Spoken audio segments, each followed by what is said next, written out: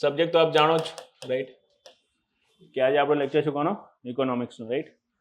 તો બેઝિકલી મેન્સના પર્સપેક્ટિવથી જો આપણે વાત કરીએ ને, તો પ્રીના પર્સપેક્ટિવથી જે પેપર થયો છે, પેપર જોતા આપણને લાગે છે કે મેન્સ બી સારું જ રહેશે. લાસ્ટ ટાઈમ જે રીતના મેન્સના પેપર હતા એ રીતના જ હશે. મતલબ કાંઈ ફેક્ચ્યુઅલ ક્વેશ્ચન નહીં આવે, હે ને? જેમ કે આના પહેલાં દાસા સાહેબના સમયમાં આમ જોતા હતા તો પ્રિલિમ તો આ રીતનું જ હતું, જે રીતનું આપણો GS પેપર 2 હતો કે ભાઈ થોડું આપણે થિંક કરવું પડે.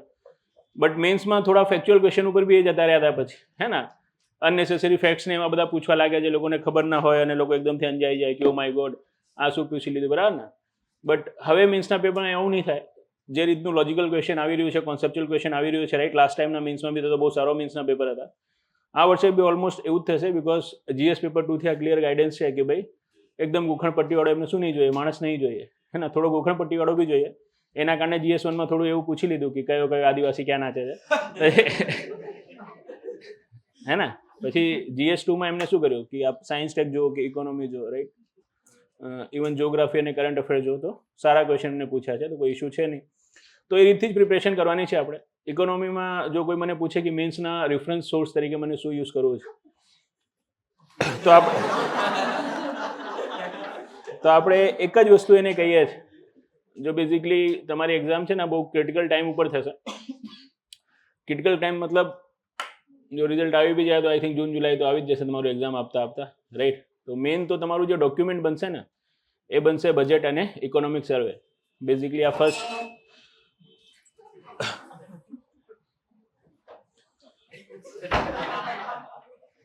આમાં આવવાનો નતો કે મને જોઈને જતો રહ્યો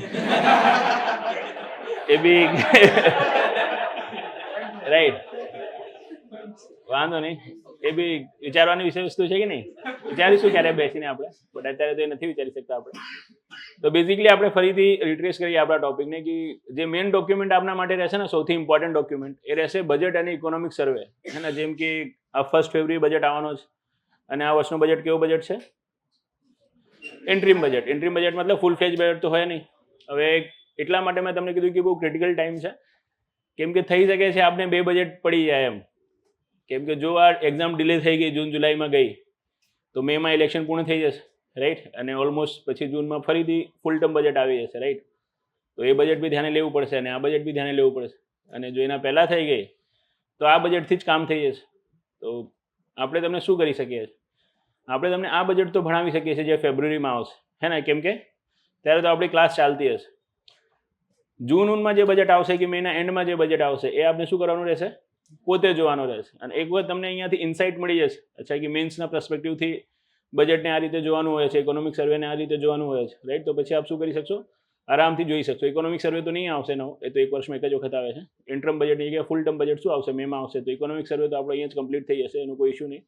ખાલી આપણે એક બજેટનું ડોક્યુમેન્ટ રહેશે ને એ માઇટ બી આપણે જોવું પડી જાય, કેમ કે જ્યાં સુધી આપણને લાગે છે આ એક્ઝામ પાછળ તો જશે થોડી, બરાબર ને?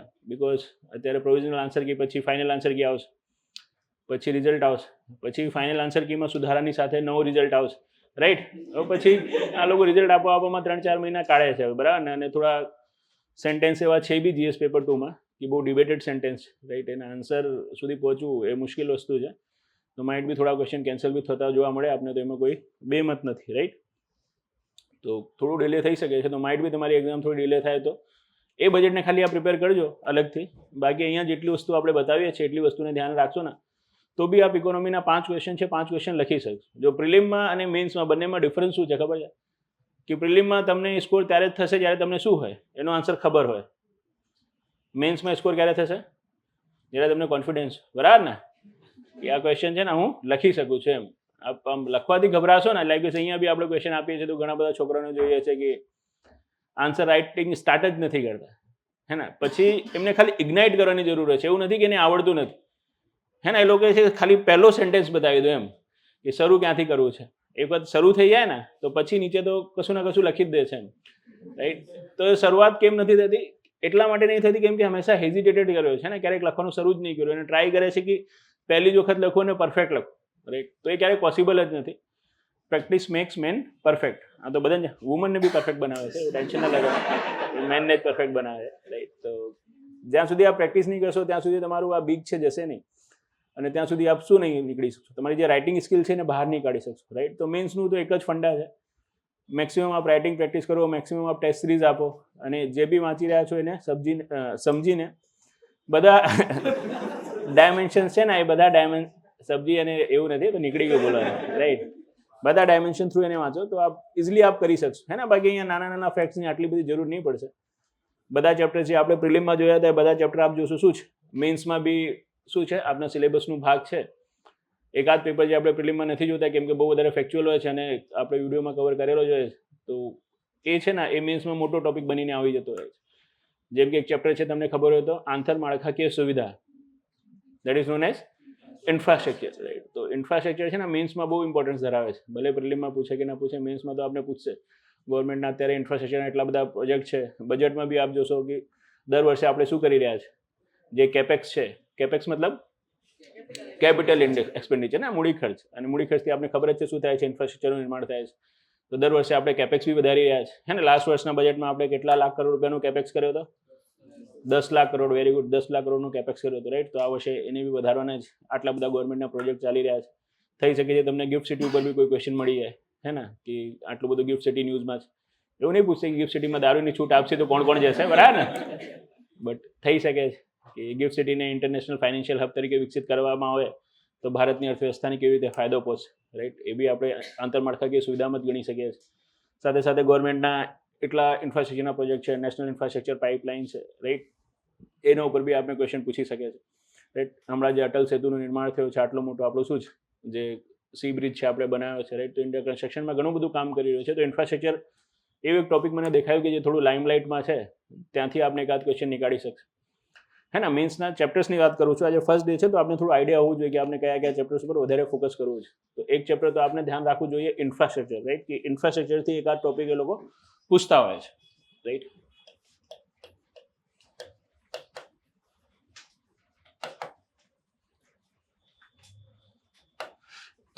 ઇન્ફ્રાસ્ટ્રક્ચર પછી નેક્સ્ટ ટોપિક જેનાથી ક્વેશ્ચન પૂછવાની વધારે ચાન્સીસ હોય છે, વધારે શક્યતા હોય છે, એ ટોપિકનું નામ હોય છે, હા, બે ટોપિક હોય છે. એક હોય છે એગ્રીકલ્ચર અને એક હોય છે ઇન્ડસ્ટ્રી. બંનેને આપણે એકમાં જ રાખીએ છીએ કેમ કે બે ક્ષેત્ર છે, એક પ્રાઇમરી સેક્ટર છે અને એક બીજું શું છે, સેકન્ડરી સેક્ટર છે, રાઈટ. તો ઇકોનોમીના સેક્ટર્સે બી કહી શકીએ છીએ આપણે, ઇકોનોમીના સેક્ટર્સથી બી ક્વેશ્ચન પૂછે છે. અદરવાઇઝ આપણે એગ્રીકલ્ચર એન્ડ ઇન્ડસ્ટ્રી કહી શકીએ છીએ. જેમ કે એગ્રીકલ્ચરના 2-3 ક્વેશ્ચન જે હે ને આખા વિચાર ઉપર જ હતા જે પૂછાયેલા છે મેન્સમાં, એ બી આપણે કહીએ. જેમ કે એક વખત ક્વેશ્ચન એ લોકોએ પૂછ્યું હતું 2018 કે 19ની મેન્સ હતી, એક્ઝેક્ટ મને વર્ષ યાદ નથી, પણ એ ક્વેશ્ચન મેં લખ્યો છે એટલે મને યાદ છે. આઈ થિંક તમને ક્લાસમાં બી કીધું હશે કે આ ક્વેશ્ચન આવ્યો છે કે શું ખેતીની આવકને શું કરવું જોઈએ, આવકવેરા હેઠળ સમાવેશિત કરવું જોઈએ કે નહીં, તમારા વિચારો જણાવો. હવે આ ક્વેશ્ચન પૂછે કે ખેતીની આવકને આવકવેરા હેઠળ સમાવેશિત કરવું જોઈએ કે નહીં, તમારા વિચારો જણાવો. તો ખાલી આટલું લખવાથી તો ચાલશે નહીં ને કે હા મારા મુજબ કરવું જોઈએ, ના મારા મુજબ અત્યારે રહેવા દેવું જોઈએ, રાઈટ. આવું તો થશે નહીં. એક ડિસ્ક્રિપ્ટિવ વેમાં એનો આન્સર લખવું પડશે. તો કેવી રીતે લખી શકાય છે એ બી આપણે જોઈશું. તો એગ્રીકલ્ચરમાં આવા ટોપિક્સ જે છે, રાઈટ, જેમ કે ખેતીની આવક છે એને લઈને જે ઇસ્યુ થાય છે, કે અદરવાઇઝ જે સૌથી વધારે મને ઇમ્પોર્ટન્ટ લાગે છે ખેતીમાં, દેટ ઇઝ ખાતર, ફર્ટિલાઇઝર્સ, હે ને. લાઈક આપ જોશો તો ફર્ટિલાઇઝર છે એના ઉપર સબસિડી ગવર્મેન્ટ શું કરી રહી છે, દિવસે ને દિવસે વધારી રહી છે. અને ગવર્મેન્ટનું ફર્ટિલાઇઝર્સની સબસિડી ઉપરનું શું છે, એક્સપેન્ડિચર બી બહુ વધારે છે. તો થઈ શકે છે એગ્રીકલ્ચર સબસિડીને લઈને કે ફર્ટિલાઇઝર સબસિડીને લઈને શું કરી શકે, એ લોકો કોઈ ક્વેશ્ચન બનાવી દે. અને ફર્ટિલાઇઝર સબસિડી એટલા માટે બનાવી શકે છે કેમ કે એમાં 2 મેથડથી સબસિડી આપવામાં આવે છે, હે ને. એ બી આપણે તમને થોડું બતાવ્યો છે, યાદ હોય તો. એક કઈ કોસ્ટ બેઝ સબસિડી અને એક ન્યુટ્રિશન બેઝ સબસિડી, ને. તો ફર્ટિલાઇઝર સબસિડીથી બી આપણે શું કરી શકે છે, ક્વેશ્ચન પૂછી શકે છે. ત્રીજું એગ્રીકલ્ચરમાં આપણને લાગે છે કે એક સેક્શન જે જોવા મળી રહ્યું છે અત્યારે શું છે, લાઇમલાઇટમાં છે અને ઇન્ડિયા વધારે ફોકસ કરી રહી છે, that is food processing, right. તો જે ફૂડ પ્રોસેસિંગ છે એને બી આપણે ધ્યાને લેવું પડશે કે ફૂડ પ્રોસેસિંગ માટે કેવી રીતે ભારત શું કરી રહ્યો છે, કાર્ય કરી રહ્યો છે. અને ફૂડ પ્રોસેસિંગ ક્ષેત્ર હેઠળ હે ને ભારતના કહેવાય ને કે કયા સ્કોપ છે, કેટલું સ્કોપ છે આની અંદર, કેમ માટે આપણે એક્સપ્લોર કરવું જોઈએ. અને જો ફૂડ પ્રોસેસિંગ એક્સપ્લોર કરીશું આપણે ઇન્ડિયામાં તો ઇન્ડિયાની કેવી રીતે બેનિફિટ થશે, તો એનાથી બી ક્વેશ્ચન બની શકે છે. તો એગ્રીકલ્ચર બી આપણે એક્સપેક્ટ કરી શકીએ છીએ કોઈ ક્વેશ્ચન નાખી શકે છે. ઇન્ડસ્ટ્રી છે તો આપ ઇન્ડસ્ટ્રીમાં જશો તો હે ને પહેલું તો ક્વેશ્ચન આપણે થઈ શકે છે કે શું થઈ જાય, ઔદ્યોગિક નીતિથી થઈ જાય, હે ને. જો બેઝિકલી કેવું છે કે જે ઔદ્યોગિક નીતિઓ છે, ભારતમાં છેલ્લી ઔદ્યોગિક નીતિ તો ક્યારે જાહેર થઈ, હજી 1921, હા બરાબર છે, 1991 એ જ ને. એને ગુજરાતીમાં બી આપણે કહી શકીએ રાઈટ કે 1991માં 1991માં જાહેર કરવામાં આવી. હવે જે 1991માં જાહેર કરવામાં આવી રાઈટ, એના પછી કોઈ નવી ઔદ્યોગિક નીતિ આવી? તો પહેલો ક્વેશ્ચન અહીંયાથી આવી જાય રાઈટ કે શું ભારતમાં હવે નવી ઔદ્યોગિક નીતિ જાહેર કરવાનો સમય પાકી ગયો છે? તમારા વિચારો જણાવો. તો બોલો બેન, શું નવી ઔદ્યોગિક નીતિ જાહેર અરે આમાં શું છે? તો બોલો બેન, શું નવી ઔદ્યોગિક નીતિ જાહેર કરવાનો સમય પાકી ગયો છે? તો આવો તો આન્સર લખીશું ને આપણે, નથી ખ્યાલ મને એમ. એટલે તમારું વિચાર પૂછ્યું છે, કોઈ વિચાર તો હશે ને? તમે કોઈ બી વ્યક્તિ વિચાર શૂન્ય તો થઈ નહીં શકતો કે મારો કોઈ વિચાર જ નથી, કાં તો હા કાં તો ના. તો શું છે વિચાર તમારો? તો સિમ્પલ આપણે વિચાર રાખીશું કે ભારતમાં છેલ્લી ઔદ્યોગિક નીતિ ક્યારે જાહેર કરવામાં આવી હતી અને અત્યારે કયો વર્ષ ચાલી રહ્યો છે? 2024. તો ઓલમોસ્ટ કેટલા વર્ષ થઈ ગયા? 34-35 વર્ષ થઈ ગયા કે નહીં? તો 34 યર હજી એ જ ને, 34-35 વર્ષ થયા ને, સીધું આપણે હિસાબ લગાવીએ તો 34-35 વર્ષ થઈ ગયા છે. તો 34-35 વર્ષ સુધી કોઈ વસ્તુ કાચી રહી શકતી નથી, એ પાકી ગઈ છે રાઈટ. તો એવું નથી, બેઝિકલી આપણે સીધું કે આટલો બધો ડ્યુરેશન થઈ ગયો છે. 1991માં જે ઔદ્યોગિક નીતિ આપણે જાહેર કરી એ સમયે ઘણા બધા સેક્ટર્સ શું હતા? એવા હતા, મતલબ એ સમયે ઘણા બધા સેક્ટર્સ એવા છે રાઈટ જે એ સમયે હાજર જ નહોતા, એ હવે હાજર થઈ રહ્યા છે. ન્યૂ સેક્ટર્સ જેને આપણે કહી રહ્યા છે, જેમ કે આર્ટિફિશિયલ ઇન્ટેલિજન્સ છે, બ્લોકચેન ટેકનોલોજીસ હે ને, આ બધા માટે શું નહીં કરવામાં આવ્યું? પહેલી ઔદ્યોગિક નીતિમાં તો કોઈ પ્રોવિઝન કરવામાં જ નહીં આવે. પણ હવે તો જે નવો જમાનો છે જેને આપણે શું કહીએ, સનરાઇઝિંગ ઇન્ડસ્ટ્રી કહીએ છીએ, એ તો આ બધાનું જ છે કે નહીં? તો હવે આપણે શું કરવું જોઈએ? એક નવી ઔદ્યોગિક નીતિ લેવી જ જોઈએ રાઈટ, જેનાથી શું થાય, આ બધા જે નવા ક્ષેત્રો છે, નવા ક્ષેત્રોને સમાવેશિત કરીને આમાં આગળ વધવાનું શું કરી શકાય છે, કહેવાય ને આપણું એક વિઝન છે, વિઝન ક્લિયર કરી શકાય રાઈટ. તો ટૂંક સમયમાં માઇટ બી ઇલેક્શન પતી જાય તો આપ જોશો કે ઇન્ડિયામાં શાયદ એક નવી ઇન્ડસ્ટ્રીયલ પોલિસી બી આવશે હે ને, જે નવા સેક્ટર્સ ઉપર શું કરશે, ફોકસ બી કરશે રાઈટ. અને સાથે સાથે જે જૂની આપણી ઇન્ડસ્ટ્રીયલ પોલિસી હતી 1991ની, એમાં જે ખામીઓ રહી ગઈ હતી એને બી દૂર કરવાનો છે. કેમ કે કોઈ પોલિસી આપ જાહેર કરશો રાઈટ, એને ઇમ્પ્લિમેન્ટ કરશો તો પછી ધીમે ધીમે એના જ્યારે રિઝલ્ટ આવવા લાગશે, આઉટકમ આવવા લાગશે, ત્યારે તો આપણને ખબર પડશે ને કે આનાથી આ બેનિફિટ થયો છે અને જીવનમાં હું માય ગોડ આનાથી આ નહીં, બેનિફિટ અને ફાયદો એક જ થાય છે બેન. આ ફાયદો થયો છે અને આ નુકસાન થયો છે. તો હવે નુકસાનને દૂર કરવા માટે એને મોડિફાઈ કરીને ફરીથી લાગુ કરશો કે નહીં? તો જે 1991ની ઔદ્યોગિક નીતિ છે એનાથી ફાયદો તો આપણને બહુ મળ્યો રાઈટ. શું ફાયદો મળ્યો 1991ની ઔદ્યોગિક નીતિથી? ભારતમાં એફડીઆઈ ઇન્ફ્લો વધી ગયો હે ને, બેલેન્સ ઓફ પેમેન્ટ આપણો શું થઈ ગયો, પોઝિટિવ થઈ ગયો, સર્વિસ સેક્ટરનો વિકાસ થઈ ગયો છે કે નહીં, ટેકનોલોજીકલ ઇનોવેશન થઈ ગયું વિદેશી કંપનીઓ આવવાના કારણે, આ બધું ફાયદો મળ્યો. પણ શું એગ્રીકલ્ચર સેક્ટરને આ નવી પહેલી 1991ની ઔદ્યોગિક નીતિનો કોઈ ફાયદો મળ્યો? એગ્રીકલ્ચર સેક્ટરને કોઈ ફાયદો મળ્યો નહીં. એ જ રીઝન છે કે આપ જો કે જ્યારે ભારત આઝાદ થયો ત્યારે ભારતની જીડીપીમાં સૌથી વધારે કન્ટ્રીબ્યુશન કોનો હતો? એગ્રીકલ્ચરનો હતો કે નહીં? આજે એગ્રીકલ્ચર ભારતીય જીડીપીમાં શું કરે છે? 3rd નંબર ઉપર કન્ટ્રીબ્યુટ કરે છે. સૌથી વધારે કોણ કરે છે? Service sector. 2nd નંબર ઉપર ઇન્ડસ્ટ્રી. તો આવું કેમ થયું? એવું આટલા માટે થયું કેમ કે 1991ની ઇન્ડસ્ટ્રીયલ પોલિસીથી સર્વિસ સેક્ટર અને ઇન્ડસ્ટ્રીને તો શું મળ્યો? બૂમ મળ્યો. પણ એ બેનિફિટ શું નહીં મળ્યો? એગ્રીકલ્ચર સેક્ટરને મળ્યો નહીં.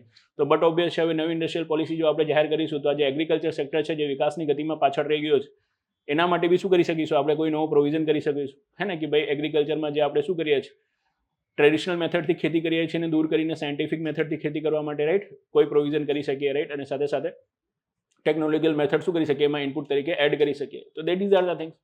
તો આ બધા મુદ્દાઓ છે, જે મુદ્દાથી શું કરીશું આપણે આપણી જાતને જસ્ટિફાઈ કરીશું કે હવે શું કરવું જોઈએ, ભારતમાં એક નવી ઔદ્યોગિક નીતિ જાહેર કરવી જોઈએ. જો બેઝિકલી સ્ટેન્ડ લેવું છે ને એ કોઈ મોટી વસ્તુ નથી રાઈટ. કોઈ બી તમને ક્વેશ્ચન આવે જ આવશે, ઓપન એન્ડેડ આવશે હે ને. આપ મેન્સના પેપર ક્યારેક જોજો કે જે ક્વેશ્ચન આવે છે ને ઓપન એન્ડેડ આવે છે કે આ રીતનું થઈ રહ્યું છે તો બોલો આનું શું અસર આવશે રાઈટ.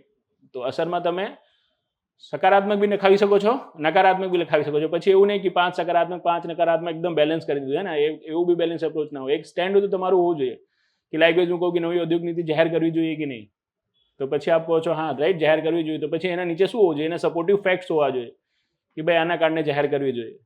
ખ્યાલ આવ્યો કે નહીં? પછી હા જાહેર કરવું જોઈએ, પછી નીચે કહી દો ના ના નીચેવાળી જ બધી નીચેવાળીના જ બેનિફિટ બતાવી દો કે પહેલાવાળી બહુ સારી હતી, આટલું બધું બેનિફિટ મળ્યો છે, જય માતાજી એમ. તો એ તમારું શું નહીં થાય? જે આન્સર છે આન્સર જસ્ટિફાઈ નહીં થાય. એ કહી રહ્યો છે નવી જાહેર થવું જોઈએ અને ખાલી શું કરી ગયા? જૂનાનું જ વખાણ કરી ગયા હે ને. આપણે જૂનાના વખાણ કરવાની સાથે સાથે શું કરવું પડશે? એના ડ્રોબેક્સ બી બતાવવા પડશે કે ભાઈ જૂની બી સારી હતી, એવું નથી કે નવી કરી તો જૂની કશું કર્યું નહીં. એને કર્યું છે પણ એમાં ઉણપ રહી ગઈ છે અને સાથે સાથે અત્યારના સમયના શું છે આ ચેલેન્જીસ બી છે. તો એને એડ્રેસ કરતી એક નવી ઔદ્યોગિક નીતિ આપણે શું કરવું જોઈએ? જાહેર કરવી જોઈએ રાઈટ. તો ધીસ ઇઝ ધ થિંગ જેનાથી આપ શું કરી શકશો? એને જસ્ટિફાઈ કરી શકશો રાઈટ. તો એક ઔદ્યોગિક નીતિથી બી ક્વેશ્ચન થઈ શકે છે, એક્સપેક્ટેડ છે. બીજું આપણે થઈ શકે છે કે શું થઈ જાય, જ્યાં તમને ટર્મ્સ પૂછ્યા છે ને આ ટર્મ્સ ઉપર બી જ ક્વેશ્ચન બનાવી દે કે સનરાઇઝિંગ ઇન્ડસ્ટ્રી કોને કહેવાય છે અને આના વિકાસ માટે ભારત સરકાર દ્વારા કયા પ્રયત્નો કરવામાં આવી રહ્યા છે. સનરાઇઝ ઇન્ડસ્ટ્રી તો આપણે તમને પહેલાં જ બતાવ્યું હતું. What is sunrise industry? તો ઝોમેટો હે ને? હા, તો ઝોમેટો સનરાઇઝ ઇન્ડસ્ટ્રી નથી. હા, જેનું ભવિષ્યમાં બહુ વધારે સ્કોપ હોય, અત્યારે ન્યુ ટેકનોલોજીસ વાળી હોય, એ બધાને તો શું કહેવાય છે? સનરાઇઝ ઇન્ડસ્ટ્રી કહેવાય છે કે નહીં? તો અત્યારે ફૂડ એગ્રીગેટરનો બિઝનેસ અત્યારે ક્યાં ચાલ્યો છે? ચાલશે તો 10 વર્ષ પછી, જ્યારે લોકો પાસે શ્વાસ લેવાનો સમય નહીં હશે, રાઈટ? શ્વાસ એટલે બ્રીથ કરવાનો સમય નહીં હોય, તો જમવાનું તો કોણ બનાવશે? શું શ્વાસ? શું કે શ્વાસ જ કહેવાય? શ્વાસ શું કહેવાય? શ્વાસ એ રાખો, વાંધો નહીં, પણ લો તો છો ને એમ. તો શ્વાસ લેવાનો સમય નહીં હોય તો જમવાનું કોણ બનાવશે? બધા લોકો શું કરશે બેન? ફૂડ ઓર્ડર કરીને જ મંગાવશે. તો એ તો આજના સમયમાં શું કરશે? આજના કરતાં 10 ગણા વધારે એનો બિઝનેસ એક્સપાન્ડ થશે. આર્ટિફિશિયલ ઇન્ટેલિજન્સ છે ને, અત્યારે તો સમજો એનું 1% બી યુઝ નહીં કરી રહ્યું. એટલે આવનારા સમયમાં જોજો તમે, હે ને? હું થોડી અહીંયા આવવાનો છું, રાઈટ? આપણું 3D ઇમેજ આવશે ને એ જ ભણાવશે, બરાબર ને? હા, તો બટ ઓબ્વિયસ છે, રાઈટ? ઇન્ડિયાને એક વખત શું કરવા દો, ટેકનોલોજીમાં આગળ તો વધવા દો. હજી તો તમે કાંઈ જોયું જ નથી, રાઈટ? થોડા સમય ભગવાન ના કરે સસ્ટેન કરું કે થોડા સમય સુધી હજી બી તૈયારી કરો, પછી જોજો આપણો 3D અવતાર આવશે. આપણો 3D અવતાર આવે એના પહેલાં આપણી શુભકામનાઓ છે કે તમે પાસ થઈ જાઓ, હે ને? કેમ કે મને બી ખબર છે આ સીટ ઉપર બેસીને એ સમયને ના તમે એન્જોય કરો છો ના તમારા પરિવારવાળાઓ એન્જોય કરે છે, હે ને? બધાની ઈચ્છા હોય છે કે આ સીટ ઉપરથી જલ્દી નીકળે અને ગવર્મેન્ટની જે સીટ છે એના ઉપર જઈને બેસે, બરાબર ને? તો એનો કોઈ બેનિફિટ બી છે. તો આ સીટથી આપણે તમને ઉપાડી દઈશું જલ્દી, રાઈટ? મતલબ હું તો સિલેબસ પૂરું કરી દઈશ એમ. તો આ સીટથી ઉપડી જશો કે નહીં? હવે તમે ત્યાં ગવર્મેન્ટની સીટ ઉપર બેસી શકશો કે નહીં એ તો તમારા કર્મો ઉપર રહેશે, રાઈટ? કે ભાઈ તમે પોતે કેટલી મહેનત કરો છો. અને બટ ઓબ્વિયસ અહીંયા તો આપણે જ્યારે ભણાવીશું તો બધાને સરખું જ ભણાવીશું. બટ એ વાતોને જે માનીને જે પોતાની રાઇટિંગ પ્રેક્ટિસ કરે છે, એ બધા ટોપિકને શું કરે છે? સમઅપ કરે છે, એ નીકળી જાય છે. બાકી અમુક લોકો એ છે કે બહુ વધારે બી વાંચવા જાય છે. એવું નથી કહેતા કે આપણે જે બધા ફેલ થાય છે કોઈ મહેનત નથી કરતા. ફેલ થવા માટે 2 રીઝન હોય છે. એક તો તમે કાંઈ કર્યું જ નથી, એના કારણે ફેલ થાય. બીજું તમે બહુ વધારે ટ્રાય કરી દીધું, હે ને? ટુ મચ એફર્ટ બી શું કરે છે? ક્યારેક ક્યારેક આપને પાછળ પાડી દે છે, હે ને? રાઇટ ડાયરેક્શનમાં શું કરશો? જો તમે સિમ્પલી બી મેથડ કરશો ને તો બી આપ ગો થ્રુ થઈ જશો, રાઈટ? અહીંયા કોઈ એવું નથી કે દિવસ રાત ચારો બાજુ બુક રાખીને બસ વાંચીને મરી જઈશ, હવે જીવી જ નહીં રહીશ, રાઈટ? એવું કરવાની કોઈ જરૂર નથી. જે વસ્તુઓ છે એને આપ ખાલી સમજો અને પોતાની એક શું રાખો, એક કહેવાય ને કે આમ ઓપિનિયન રાખો. દરેક વસ્તુ ઉપર જો તમારો ઓપિનિયન છે ને તો સમજો તમે શું છો? તમે જીવનમાં મેન્સ માટે તૈયાર છો. કોઈ બી ટોપિક હોય આપનું ઓપિનિયન હોવું જોઈએ. અને પછી ઓપિનિયન એવું નહીં ખાલી હા કે ના એમ. પછી એને સપોર્ટ કરવા માટે આપની પાસે શું હોવા જોઈએ? તર્ક બી હોવા જોઈએ, રાઈટ? તો પછી આપ તૈયાર છે એમ. જેમ કે આપને કહી દે કે ભાઈ ભારતમાં શું કરી દેવું જોઈએ, જે બધા રાજ્યોની ચૂંટણી છે વિધાનસભાની અને લોકસભાની એક સાથે કરી દેવી જોઈએ, તો તમે કાં તો હા કહી શકશો કાં તો ના કહેશો. પણ હા ના જે બી કહો આપ, એ આપની ચોઈસ ઉપર છે. પણ એને પછી સપોર્ટ કરવા માટે આપની પાસે શું હોવું જોઈએ? તર્ક બી હોવા જોઈએ. તો આપ મીન્સ માટે તૈયાર છો. બસ ખાલી આટલું જ કરવાનું હોય છે, હે ને? આમાં કોઈ રોકેટ સાયન્સ નથી કે તમારી જિંદગી ખરાબ કરી નાખશે અને બહુ મોટી મોટી બુક વાંચવી પડશે. મેન્સમાં કોઈ બુક ના વાંચો ને તો સૌથી બેટર હોય છે. સૌથી વધારે ફાયદો આપને મેન્સમાં આપશે તો એ છે ન્યૂઝપેપર. જેટલું ન્યૂઝપેપર આપ વાંચશો, હે ને? જેટલું ન્યૂઝ આપ સાંભળશો, જેટલું આપ કરંટ અફેર્સ વાંચશો ને એટલું જ વધારે આપને બેનિફિટ થશે. અને એ નહીં કે બેનિફિટ ખાલી જીએસના પેપરમાં જ થશે.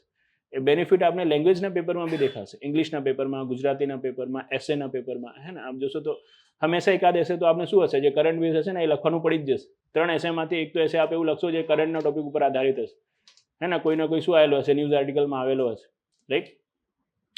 એસેના પેપરની સાથે સાથે આપ લેંગ્વેજનું પેપર જો ઇંગ્લિશ છે કે ગુજરાતી છે, એમાં જે સ્પીચ લખવાની હોય છે, એમાં જે રિપોર્ટ રાઇટિંગ લખવાની હોય છે, હે ને? એ speech writing, report writing, even letter writing, એ બધું કરંટના જ કોઈ ના કોઈ ટોપિક હોય છે જેના ઉપર શું કરી રહ્યા છે લોકો પૂછી લે છે. લાસ્ટ વાળી જીપીએસસી મીન્સમાં જો તમે બીએસએનએલનો ક્વેશ્ચન પૂછ્યો તો કે બીએસએનએલને બચાવવા માટે સરકાર દ્વારા પ્રયત્નો કયા કરવા જોઈએ, એના માટે શું કરો?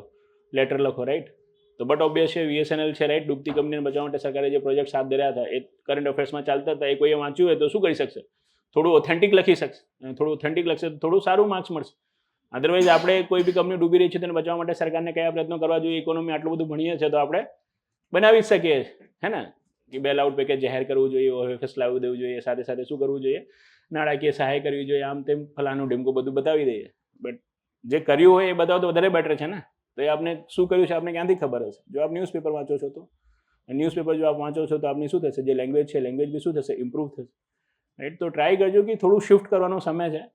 પ્રિલિમ માટે બુક્સ છે ને એ આપનો પ્રાઇમ વેપન હોય છે અને મેન્સ માટે ન્યૂઝ, કરંટ અફેર્સ એ આપણા શું હોય છે, પ્રાઇમ વેપન હોય છે, હે ને. એના ઉપર આપણો ટાઈમ વધારે ઇન્વેસ્ટ થવું જોઈએ. બાકી આપ એવું ના વિચારો કે આપણે જીએસ ખબર નથી, આપણે બધા ટોપિક ખબર જ, ઇકોનોમી આપણે આવડે જ, ભલે પ્રિલિમમાં 10-15 ક્વેશ્ચન તમને નહીં આવડ્યા, પણ મેન્સના બધા ક્વેશ્ચન આવડી જશે. એટલા માટે આવડી જશે કેમ કે એ શું નહીં હોય, કોઈ એક ફેક્ટ આધારિત નહીં હોય કે હું મને આ ફેક્ટ નથી ખબર અને જીવનમાં હવે શું કરું એમ.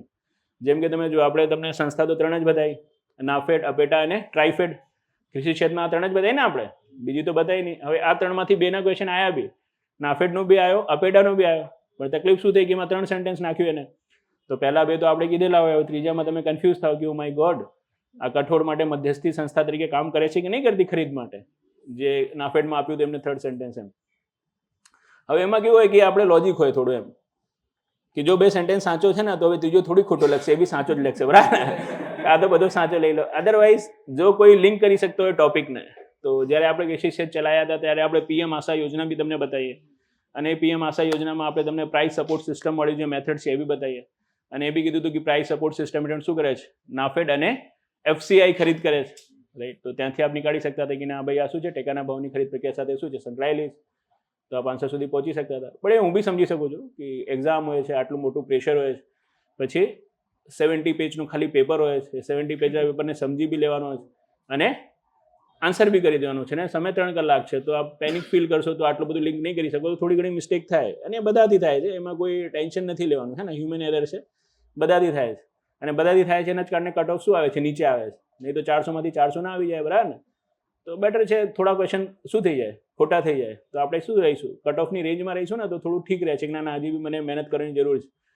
નહીં તો કટ ઓફ આવશે 121 અને તમારા હોય 220, તમે કહો પ્રિલિમમાં આટલો સ્કોર છે તો મેન્સમાં આપણને કોણ રોકશે, સટાસટી એમ, ને સટાસટી જ બહાર થશો પછી, બરાબર ને. મેન્સ કેમ કે આખું ડિફર થઈ જાય છે, પ્રિલિમમાં આપણા જોડે કોઈ કમ્પીટ નથી કરી શકતું ક્યારેક, રાઈટ. આપણે પાસ કરી જ દઈએ, પણ મેન્સમાં આપણે ક્યારેક રાઇટિંગ પ્રેક્ટિસ કરતા જ નથી, ક્યારેક લખતા જ નથી લાઈફમાં, અને કેમ કે કેટલું આળસુ છું, કાં તો હું જાણું છું, કાં તો હું જ જાણું છું, બીજું કોઈ નહીં જાણતો.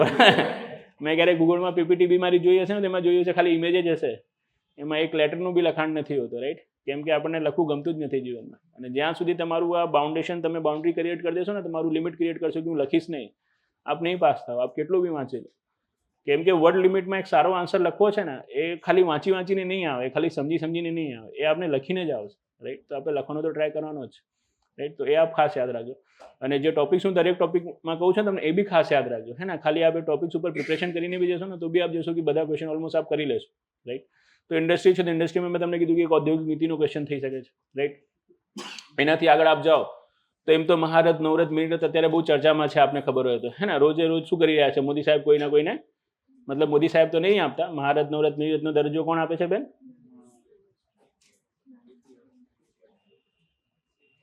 મંત્રાલય, નાણાં મંત્રાલય ને બેન. વિભાગ કયો આપે છે? નીતિ આયોગ આપે છે. ડિપાર્ટમેન્ટ ઓફ પબ્લિક એન્ટરપ્રાઇઝીસ છે કે નહીં, જાહેર સાહસનો વિભાગ, એ આપે છે. તો જાહેર સાહસનો વિભાગ અત્યારે આપ જોઈ રહ્યા છો, કોઈના કોઈને શું કરી રહ્યો છે, રોજે રોજ મહારથ, નવરથ, મિનિરથ ઠોકી જ રહ્યો છે. તો એ ક્વેશ્ચન થઈ શકે છે, અને થયું બી. મેં તમને કીધું ને કે જો મહારથ, નવરથ જ્યારે ભણાવતો ત્યારે બી કહેતો કે મહારથ, નવરથ, મિનિરથથી કોઈ ક્વેશ્ચન આવશે, અને ક્વેશ્ચન આવ્યો બી પ્રિલિમમાં. સીધું જે ક્રાઇટેરિયા હતું, જે આપણે લખતા હતા લાઈન સરથી, એ ક્રાઇટેરિયા ઉપર જ ક્વેશ્ચન પૂછી લીધું એમને. હવે બેઝિકલી આ મહારથ, નવરથ, મિનિરથ શું છે ને, આ પ્રિલિમનો ટોપિક છે, રાઈટ. આ મેન્સમાં પૂછાય ને એવી શક્યતા બહુ ઓછી હોય છે, પણ તો બી એક વખત આપણે શું કરવાનું છે, મહારથ, નવરથ, મિનિરથ એને કયા બેનિફિટ મળે છે અને એ બનવા માટે કયા ક્રાઇટેરિયા છે, એક વખત યાદ રાખવાનું જ. એટલા માટે યાદ રાખવાનું છે કેમ કે ન્યૂઝમાં છે ને, ઇનકેસ ક્યારેક પૂછી લે, કાં તો ઇકોનોમીના ભાગ સ્વરૂપે, કાં તો કરંટ અફેર્સના ભાગ સ્વરૂપે, તો તકલીફમાં આવી જશે, રાઈટ. તો એ થોડું ધ્યાન રાખવાનું. જે ટોપિક લાઇમલાઇટમાં આવી ગયા ને, એ હંમેશા ધ્યાન રાખવાનું. અને બીજું એમએસએમઈ, હે ને. એમએસએમઈ ભલે લાઇમલાઇટમાં હોય કે ના હોય, હંમેશા શું હોય છે, મીન્સ માટે ઇમ્પોર્ટન્ટ જ હોય છે. લાઇકવાઇઝ એમએસએમઈ છે, તો એમએસએમઈને શું કહેવાય છે? હા, ભારતનો ગ્રોથ એન્જિન કહેવાય છે. તો એના ઉપર જ ક્વેશ્ચન થઈ શકે છે કે એમએસએમઈને ભારતનો ગ્રોથ એન્જિન કહેવાય છે, હે ને. આના કારણોની ચર્ચા કરો. તો કેમ બેન એમએસએમઈને ભારતનો ગ્રોથ એન્જિન કહેવાય છે? પહેલા બેનને પૂછી લો, કોઈ તો કારણ હશે ને. તો એમએસએમઈનું ગ્રોથ એન્જિન એટલા માટે કહેવાય છે કેમ કે બાકી બધાને બોગી કહેવાય છે. તો કોઈને તો એન્જિન કેવું પડશે ને, રાઈટ. બધાને બોગી કહીશું તો ચાલશે? નહીં ચાલશે. તેવું નથી. આપણે જ્યારે ભણાવતા ત્યારે મેં તમને કીધું બીધું, ખબર નહીં તમે કોઈ યાદ નથી રાખતા, કે જે એમએસએમઈ છે ને, એમએસએમઈ શું કરે છે, ઓછા ઇન્વેસ્ટમેન્ટ ઉપર વધારે ટર્નઓવર કરે છે કે નહીં. અને લાર્જ કેપ ઇન્ડસ્ટ્રી માટે તો શું જોઈએ, વધારે ઇન્વેસ્ટમેન્ટ જોઈએ. વધારે ઇન્વેસ્ટમેન્ટ આપ ક્યારે કરી શકો, જ્યારે શું હોય, લોકો પાસે કેપિટલ હોય કે નહીં, મોટા મોટા લોકો હોય, એવા તો છે નહીં. ભારત એક ગરીબ દેશ છે કે નહીં, તો MSME નું મોડેલ આપણા માટે સુટેબલ છે.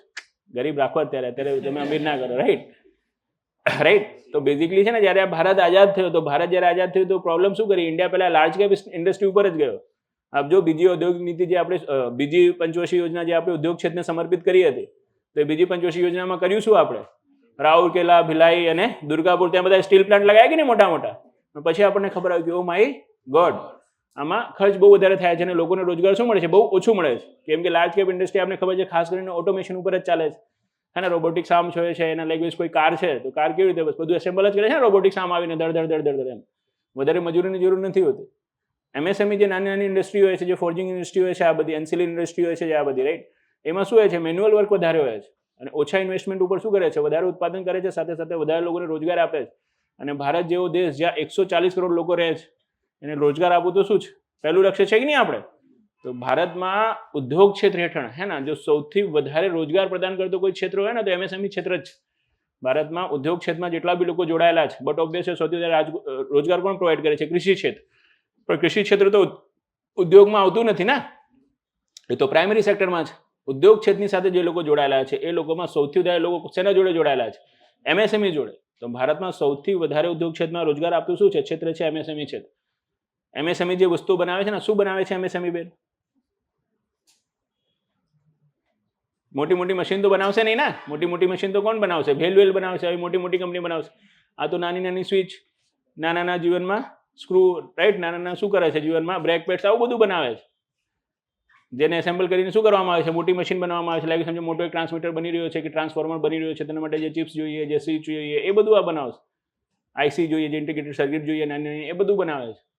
તો આ બધી તો શું છે, બધાને જરૂરિયાત છે ને. જે વિકસિત દેશો એ છે મોટી મશીન બનાવે છે, એવા નાના નાના સામાનો નહીં બનાવતા, તો ખરીદી લે છે કે લાવો દો, જેમાં સ્ક્રૂ ટાઈટ કરી દઈશું એમ, રાઈટ. એ થોડી આપણે બનાવીશું. તો જે MSME પ્રોડક્ટ બનાવે છે ને, એનો એક્સપોર્ટ બહુ થાય છે. ઇન્ડિયામાં જેટલો બી ઇન્ડસ્ટ્રીયલ શું થાય છે, પ્રોડક્ટ એક્સપોર્ટ થાય છે ને, એમાં 65 to 70% કન્ટ્રીબ્યુશન કોનું હોય છે, MSME નું જ હોય છે. અને નિકાસ ઇકોનોમીને શું કરે છે, બૂસ્ટ કરે છે કે નહીં. તો MSME નું નિકાસમાં બહુ મોટો ફાળો છે. અને MSME જોડે જે લોકો જોડાયેલા છે ને, એ લોકો બહુ ભણેલા ગણેલા લોકો ના હોય. બહુ ભણેલા ગણેલા લોકો હોય, લાગે તમે IIT થી એન્જિનિયર કરી નીકળશો. હું ફરીથી IIT કહું છું, ITI નહીં કહેતો, બરાબર ને. ITI વાળો MSME માં જશે, IIT વાળો તો ક્યાં જશે, ગૂગલ, ફેસબુક, માઇક્રોસોફ્ટ, એમાં જ જશે કે નહીં. જે ઉચ્ચ બૌદ્ધિક વર્ગના લોકો હોય છે તો લાર્જ કેપમાં જ હોય છે. અને ઉચ્ચ બૌદ્ધિક વર્ગ લોકોના લોકો તો શું નહીં કરતા, ગ્રામીણ ક્ષેત્રથી બિલોંગ નથી કરતા. ખાસ કરીને જે રૂરલ સેક્ટર છે, જ્યાં સાક્ષરતા દર ઓછી છે, હે ને, એ લોકોને રોજગાર MSME જ આપી રહ્યો છે. બધા ખડતર લોકોની ત્યાં જરૂર હોય છે કે દિવસભર બેસીને શું કરે, મશીન છે સાફ કરે, હે ને, આખું કાળું કાળું થઈ જાય છે જીવનમાં. ક્યારેક GIDC માં ઘૂસ્યા હોય ગમે કોઈ, તો ઠોકપીટ ચાલુ જ હોય છે. GIDC માં કોઈ ઘૂસ્યા છો કે નહીં ગયા હોય તો અહીંયા જ જજો, ગાંધીનગરમાં આગળ છે જ ને, પેલું છેલ્લા ગેટ પછી આખું GIDC જ છે. હા, અચ્છા, નહીં જોયું હોય તો મારા ઘર બાજુ આવજો, મારા ઘરની બાજુ જ GIDC. એના કારણે તો કાળો થઈ ગયો ને હું એમ. તો એવું પ્રોબ્લેમ નતું હોતું અદરવાઇઝ પહેલા આપણે. તો આ રીતે શું થઈ ગયું યાર, તો શું કહે છે, પાર્ટ ટાઈમ જોબ. અચ્છા, પાર્ટ ટાઈમ જોબ તો પહેલા તો ફૂલ ટાઈમ જ હતી, પાર્ટ ટાઈમ તો હજી થઈ છે, બરાબર ને. તો આ રીતનું છે કે ભાઈ ગ્રામીણ અર્થવ્યવસ્થાને સહારો આપે છે, ગ્રામીણ અર્થવ્યવસ્થાને મજબૂત કરે છે કોણ, MSME, હે ને. એના માટેને ભારતનું ગ્રોથ એન્જિન કહેવાય છે. એ બધું લખાઈશું આપણે, તમને આજે લખવું નહીં, આજે તો ખાલી ઓવરવ્યૂ છે ઇકોનોમીનો. આજે તમે તૈયાર થઈ જાઓ, રાઈટ, કે આ બધું ભણવાનું છે. અને એક જ બેન આપણે ભણવાનું શરૂ કરીશું ને, તો ના પૂરું કરીને જ માનું છું. સટાસટ જતું રહ્યું, એ બધું પ્રિલિમમાં છે બેન, હવે મેન્સમાં, બરાબર ને. તો આ રીતનું છે. કઈ રીતનું છે? આ રીતનું છે. તો MSME બી એક ટોપિક એવો થઈ શકે છે કે ગમે ત્યારે આપણે એક્ઝામમાં સરપ્રાઈઝ કરી શકે છે. તો ઇન્ડસ્ટ્રી જ્યારે આપ ભણી રહ્યા છો, તો ઇન્ડસ્ટ્રીમાં આપ જોશો ને કે જ્યારે આપણે પ્રિલિમની તૈયારી કરતા હોઈએ છીએ તો બધું ઇન્ડેક્સ વધારે બતાવતા હોઈએ છીએ અમને, કે કોર ઇન્ડસ્ટ્રી ઇન્ડેક્સ છે કે index of industrial production. But હવે આવા નાના નાના વસ્તુની આપણે મેન્સમાં જરૂર પડશે નહીં. મેન્સમાં આપણે શું કરવાનું છે, મેન્સમાં આપણને મોટા ટોપિકને શોધવાનો છે. અને એ મોટા ટોપિકમાં બી ખાસ કરીને જે ટોપિક શું ચાલી રહ્યા છે અત્યારે, કરંટમાં ચાલી રહ્યા છે, હે ને, એના ઉપર વધારે ફોકસ કરવાનો છે. તો એગ્રીકલ્ચર ઇન્ડસ્ટ્રી, એમાં આ રીતે આપણે ટોપિક્સને જોઈશું. એના પછી આગળ આવીશું તો આપણો જે ફેવરેટ ચેપ્ટર છે, અને અત્યારે બહુ વધારે શું થાય છે, બાર ન્યૂઝમાં બી આવે છે, હે ને, એની આપણે ચર્ચા કરીશું. દેટ ઇઝ વિદેશી વ્યાપાર, ફોરેન ટ્રેડ.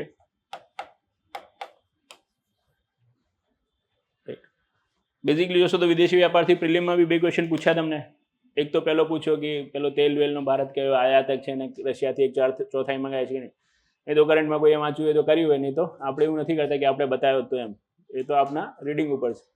પણ બીજો જે એક ક્વેશ્ચન,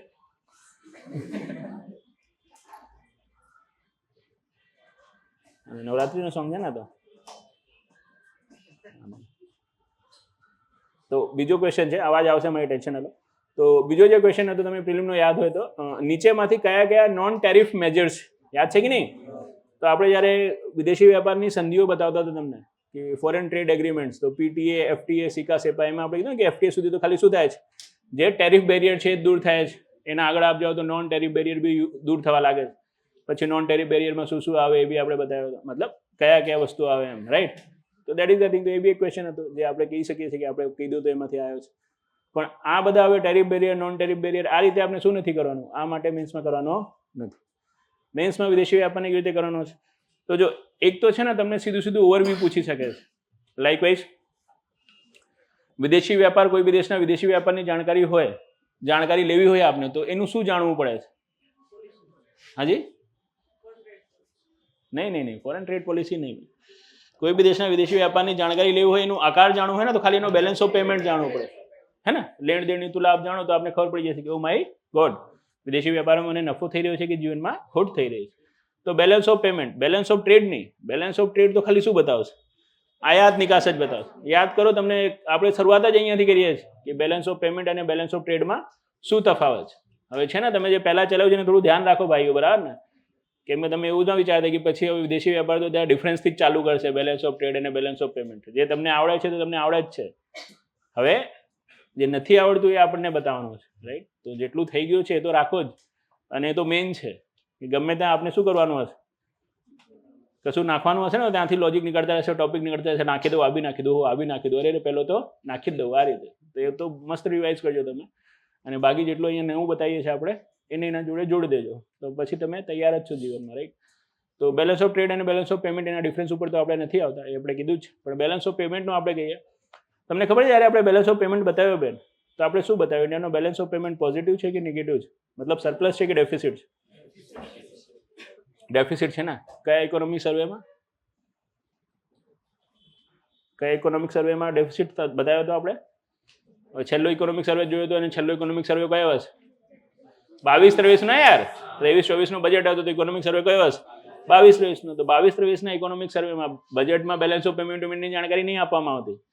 આપ ઇકોનોમિક સર્વેને ક્યારેક જોજો ધ્યાનથી, એમ તો તમે જોયું નહીં, ક્યારેક જોશો ને. જેટલા બધા ચેપ્ટર્સ તમે આ જોશો ને, આ બધા આપણે નામ લખીએ, આ બધા ઇકોનોમિક સર્વેના ચેપ્ટર્સ હોય. આપને કોઈ ભી ચેપ્ટરમાં જો કરંટ એડ કરવું હોય, રાઈટ, તો આપ ખાલી ઇકોનોમિક સર્વેને જોઈ લો ને, બધા ડેટા આપને એક જ જગ્યાથી મળી જશે, અને આખા વર્ષ એ જ ડેટાને યુઝ કરવાનું હોય છે, હે ને? અદરવાઇઝ તો શું હોય છે, જે ડિપાર્ટમેન્ટલ વેબસાઇટ હોય છે એમાં તો દર મહિને શું આવે છે, નવા ડેટા આવતા હોય છે, એક્સપોર્ટ ઇમ્પોર્ટના ડેટા દર મહિને આવે છે. બટ ઓબ્વિયસ છે, એટલું બધું કોઈ ટ્રેસ કરી શકતો નથી, હે ને? ના એક્ઝામિનર તમારાથી આ એક્સપેક્ટ કરે છે કે આ મંથ વાઇઝ ડેટા યાદ કરીને આવ્યો છે, હે ને? છેલ્લું ઇકોનોમિક સર્વે જ ડિફરન્સ લખવાનું હોય છે કે જ્યારે લાગ્યું વિદેશી વેપાર, હે ને? લાસ્ટ ટાઈમનો ક્વેશ્ચન તમને કહું, 2019 કે 20નો જ ક્વેશ્ચન હતો કે ભારતના લેણ દેણની તુલાની જાણકારી આપીને કન્વર્ટિબિલિટી ઓફ રૂપીસની શું કરો, ચર્ચા કરો. તો ભારતના લેણ દેણની તુલાની જાણકારી આપો એટલે શું કરવાનું? બેલેન્સ ઓફ પેમેન્ટનું એકાઉન્ટ બતાવી દેવાનું, એમ કે આ ચાલુ ખાતું, આ જીવનમાં મૂડી ખાતું. ચાલુ ખાતામાં બી 2 ખાતું આપણે બતાવ્યું હતું. કયા? દેશ ખાતું. ચાલુ ખાતામાં 2, દેશ ખાતું અને અદેશ વસ્તુનું ખાતું. યાદ છે કે નહીં? દેશ વસ્તુના ખાતામાં આખું વસ્તુ વેપાર, અદેશ વસ્તુના ખાતામાં હા સેવાઓ, પછી રેમિટેન્સ, પછી ગિફ્ટ, પછી દાન, છે કે નહીં? અને અહીંયા સ્પેક્ટરના વેચાણ એટલે એ તો ક્યાં નાખી દીધું જીવનમાં યાર? એ તો બધું મહેસૂલી મૂડી આવક બતાવ્યું હતું. અરે આવશે પણ એ મહેસૂલી મૂડી, આ બધું આપણે ક્યાં મહેસૂલી આવક, મૂડી આવક, એમાં આ બધું લખ્યું હતું ડિફરન્સ. ખ્યાલ આવ્યો કે નહીં?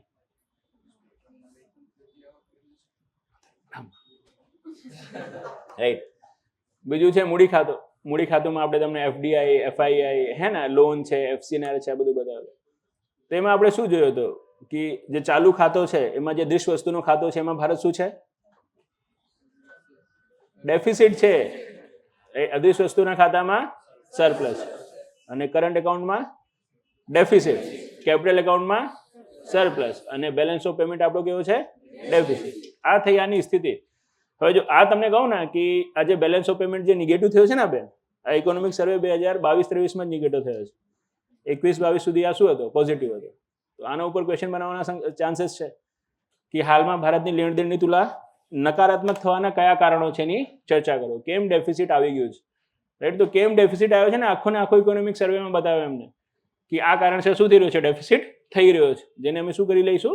ટેકલ કરી લઈશું. હે ને આવનારા સમયમાં ફરીથી શું થઈ જશે? આપણો જે બેલેન્સ ઓફ પેમેન્ટ છે પોઝિટિવ થઈ જશે. એમ આ રીતે તો બેલેન્સ ઓફ પેમેન્ટ ઉપર બી આપણે ક્વેશ્ચન પૂછી શકે છે. અને આ જે બેલેન્સ ઓફ પેમેન્ટની સાથે એ લોકો એડ કરી દીધું કન્વર્ટિબિલિટી ઓફ રૂપીસ. તો જો કન્વર્ટિબિલિટી ઓફ રૂપીસ છે, પછી ડેપ્રિસિએશન ઓફ રૂપીસ છે અને ડિવેલ્યુએશન ઓફ રૂપીસ છે. રૂપિયાનો અવમૂલ્યન, રૂપિયાનો ઘસારો અને કન્વર્ટિબિલિટી, રૂપિયાની પરિવર્તનીયતા. યાદ છે કે નહીં? એ આપણે તમને પહેલાથી જ બતાવ્યો હતો. તો એ મેં એડ કરીને પૂછેલો હતો, રાઈટ? તો રૂપિયાની પરિવર્તનીયતા શું છે બધી કરીને બંનેમાં સ્થિતિ બતાવવાની હતી કે ચાલુ ખાતામાં શું છે? ફૂલ્લી કન્વર્ટેબલ છે અને મૂડી ખાતામાં શું છે?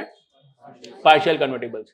તો હવે જો આપણે બેલેન્સ ઓફ પેમેન્ટ કેમ નેગેટિવ થઈ ગયું ને અને એને સુધારવા માટે ભારત સરકાર કયા કયા પ્રયાસો કરી રહી છે એ તો આપણે અહીંયા ચર્ચા કરીશું. પણ હવે ડેપ્રિસિએશન ઓફ રૂપીસ શું હોય છે, રૂપિયાનું અવમૂલ્યન શું હોય છે, હે ને, રૂપિયાની પરિવર્તનતા શું હોય છે, એ આપણે ખબર જ હોવી જોઈએ. પછી એ આપણે ના કહીએ તમને. કેમ ના કહીએ?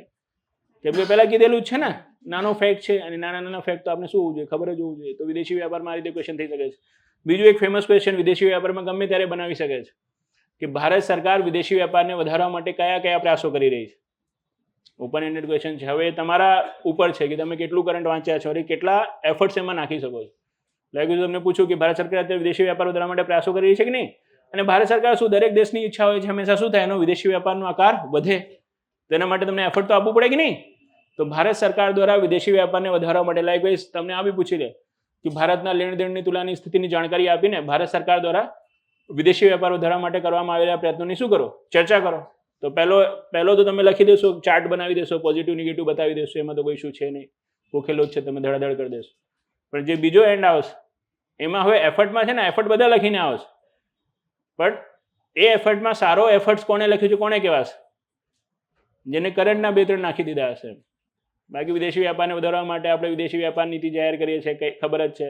એના સાથે સાથે આપણે શું કર્યો છે? રૂપિયાની કન્વર્ટિબિલિટીને લાગુ કર્યો છે, એ બી આપણે જાણીએ છીએ. બીજા દેશો જોડે આપણે શું કરી રહ્યા છે? વિદેશી વ્યાપારિક સમજૂતી કરી રહ્યા છે.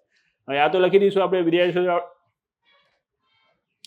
બીજા દેશો જોડે આપણે વિદેશી વ્યાપારિક સમજૂતી કરી રહ્યા છે. પણ ત્યાં જ એક્ઝામ્પલ કરીને લેટેસ્ટ જે વિદેશી વ્યાપારિક સમજૂતી જે દેશ જોડે થઈ હોય એનું એક્ઝામ્પલ આપી દો ને તો મજા આવે. પછી એની નીચે અંડરલાઈન કરી દો. અને બેન અંડરલાઈન જ કરીને ને ઘણા બધા લોકો કેવું કરે છે ખબર છે? જેમ કે આપણે શું કર્યું લેટેસ્ટમાં ઓસ્ટ્રેલિયા જોડે એક ECTA કર્યો તો ખબર છે ને, ઇકોનોમિક કોઓપરેશન ટ્રેડ એગ્રીમેન્ટ. તો ભારત ઓસ્ટ્રેલિયા ECTA. પછી અંડરલાઈન કર્યું. અંડરલાઈન ઓછું દેખાય છે, લાવો થોડું બોક્સ કરું. આ બોક્સમાં બી થોડું ઓછું દેખાય છે, લાવો થોડું હજી બી થોડું જોઈએ ને તો આમ થોડું આમ વધારે ગાંઠું કરી દો. ગાંઠું કરતા આખું ઉપર જ પાડી દે. પછી ખાલી લાઈન જ લાઈન દેખાય છે, ECTA દેખાતું જ નથી. તો એટલું બધું અગ્રેસિવ નહીં થઈ જવાનું, બરાબર ને? એક જ ખાલી અંડરલાઈન કરવાની. અને પહેલાં અમે લોકો જ્યારે તૈયારી કરતા ને તો અમને અમારા સાહેબ કહેતા કે જો કઈ પેનથી લખશો એમ, તો અમે કહીએ બ્લુ પેન. બસ બધા લોકો બ્લુ પેનથી જ લખે છે. તમે બ્લેક પેનથી લખો ને તો એક્ઝામને પહેલો તો લાઈટ થોડું ડિફરન્ટ છે એમ કરીને એવું બધું કહેતા. પણ તમે આ બધું બ્લુ બ્લેકમાં પડતા નહીં. તમારી તો કોપી સ્કેન થઈને આવે છે, બરાબર ને? તો સ્કેનમાં બધું બ્લેક જ થઈ જાય છે. બ્લુ લખો કે ઘણા બધા લોકોને મેં જોયું મેન્સની એક્ઝામ હું આપતો ને, મારા આગળનો એક છોકરો હતો, એ 5-6 કલરની પેન લાવે, પછી એક સ્કેલ લાવે. સ્કેલમાં છે ને અલગ અલગ આકાર હોય, ગોળ હોય, પછી સ્ટાર હોય, પછી ચોરસ હોય. આમ હવે ખબર નહીં એને શું કહેવાય છે, આપણે તો ક્યાંક જીવનમાં યુઝ કરીએ નથી. શું કહેવાય છે? હા, તો જે ભાઈ કહે છે એ લાવ્યો તો બરાબર ને. પછી એ કેવું કરે કે કોઈ બી ક્વેશ્ચન આવે કે ભાઈ આ ક્વેશ્ચન પૂછ્યો તો, જેમ કે એને બી લખ્યો તો મેં બી લખ્યો હતો.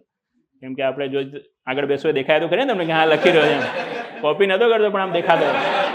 ક્વેશ્ચન હતો કે ભાઈ નીતિ આયોગ શું પડે છે, કેવી રીતે આયોજન પંચથી જુદું પડે છે. લાસ્ટ ટાઈમનું જ ક્વેશ્ચન છે, એની ચર્ચા કરો. તો એ ભાઈએ તો નીતિ આયોગ લખ્યો, આમ સર્કલ બનાવ્યો અને એનો સર્કલ તો મસ્ત સર્કલ બન્યો, રાઈટ? પછી આમ કરીને પછી આમ એરો મારીને આમ એરો મારીને બધા શું હતા જે પ્રિન્સિપલ હતા, જે સિદ્ધાંતો ઉપર નીતિ આયોગ કામ કરતો ને લખવાનો ટ્રાય કરો. મને બી ગમ્યું કે સારું છે એટલે હું બી બનાવું છું એમ. પણ એની પાસે તો પહેલો હતો, મારી પાસે પહેલો હતો નહીં. તો મારો સર્કલ છે ને આમ થોડો ક્રોસ કરી ગયો એમ, આમ જ. તો પછી મેં આમ જ લઈ લીધું એમ ડાયરેક્ટલી. કાપ કૂપ થોડી કરવાની. પછી એમાં બી આપણે બનાવી દીધું એમ ધડાધડ. તો એ ક્વેશ્ચન આપણે સારી રીતે એ હજી બીજી કોપી મારી પાસે કોઈ જોયું તો આવજો આપણા ડેસ્ક ઉપર. અને એ જ રીઝન છે કે મેં 10 માંથી 8 માર્ક્સ બી આપ્યા છે આપણને. આપણા ક્વેશ્ચનમાં તો આપણે 40 નાખે છે, પછી તો અમુક ક્વેશ્ચનમાં તો આપણે 0.25 માર્ક પછી મને ગુસ્સો આવ્યો કે આ 0.25 બી કેમ આપ્યો એમ, 0 જ કહેતો ને, 25 કાઢીને આમ કોઈનું આમ દિલ તો ના થોડો 0.25, એટલે યાર જીવન ખરાબ છે બરાબર ને.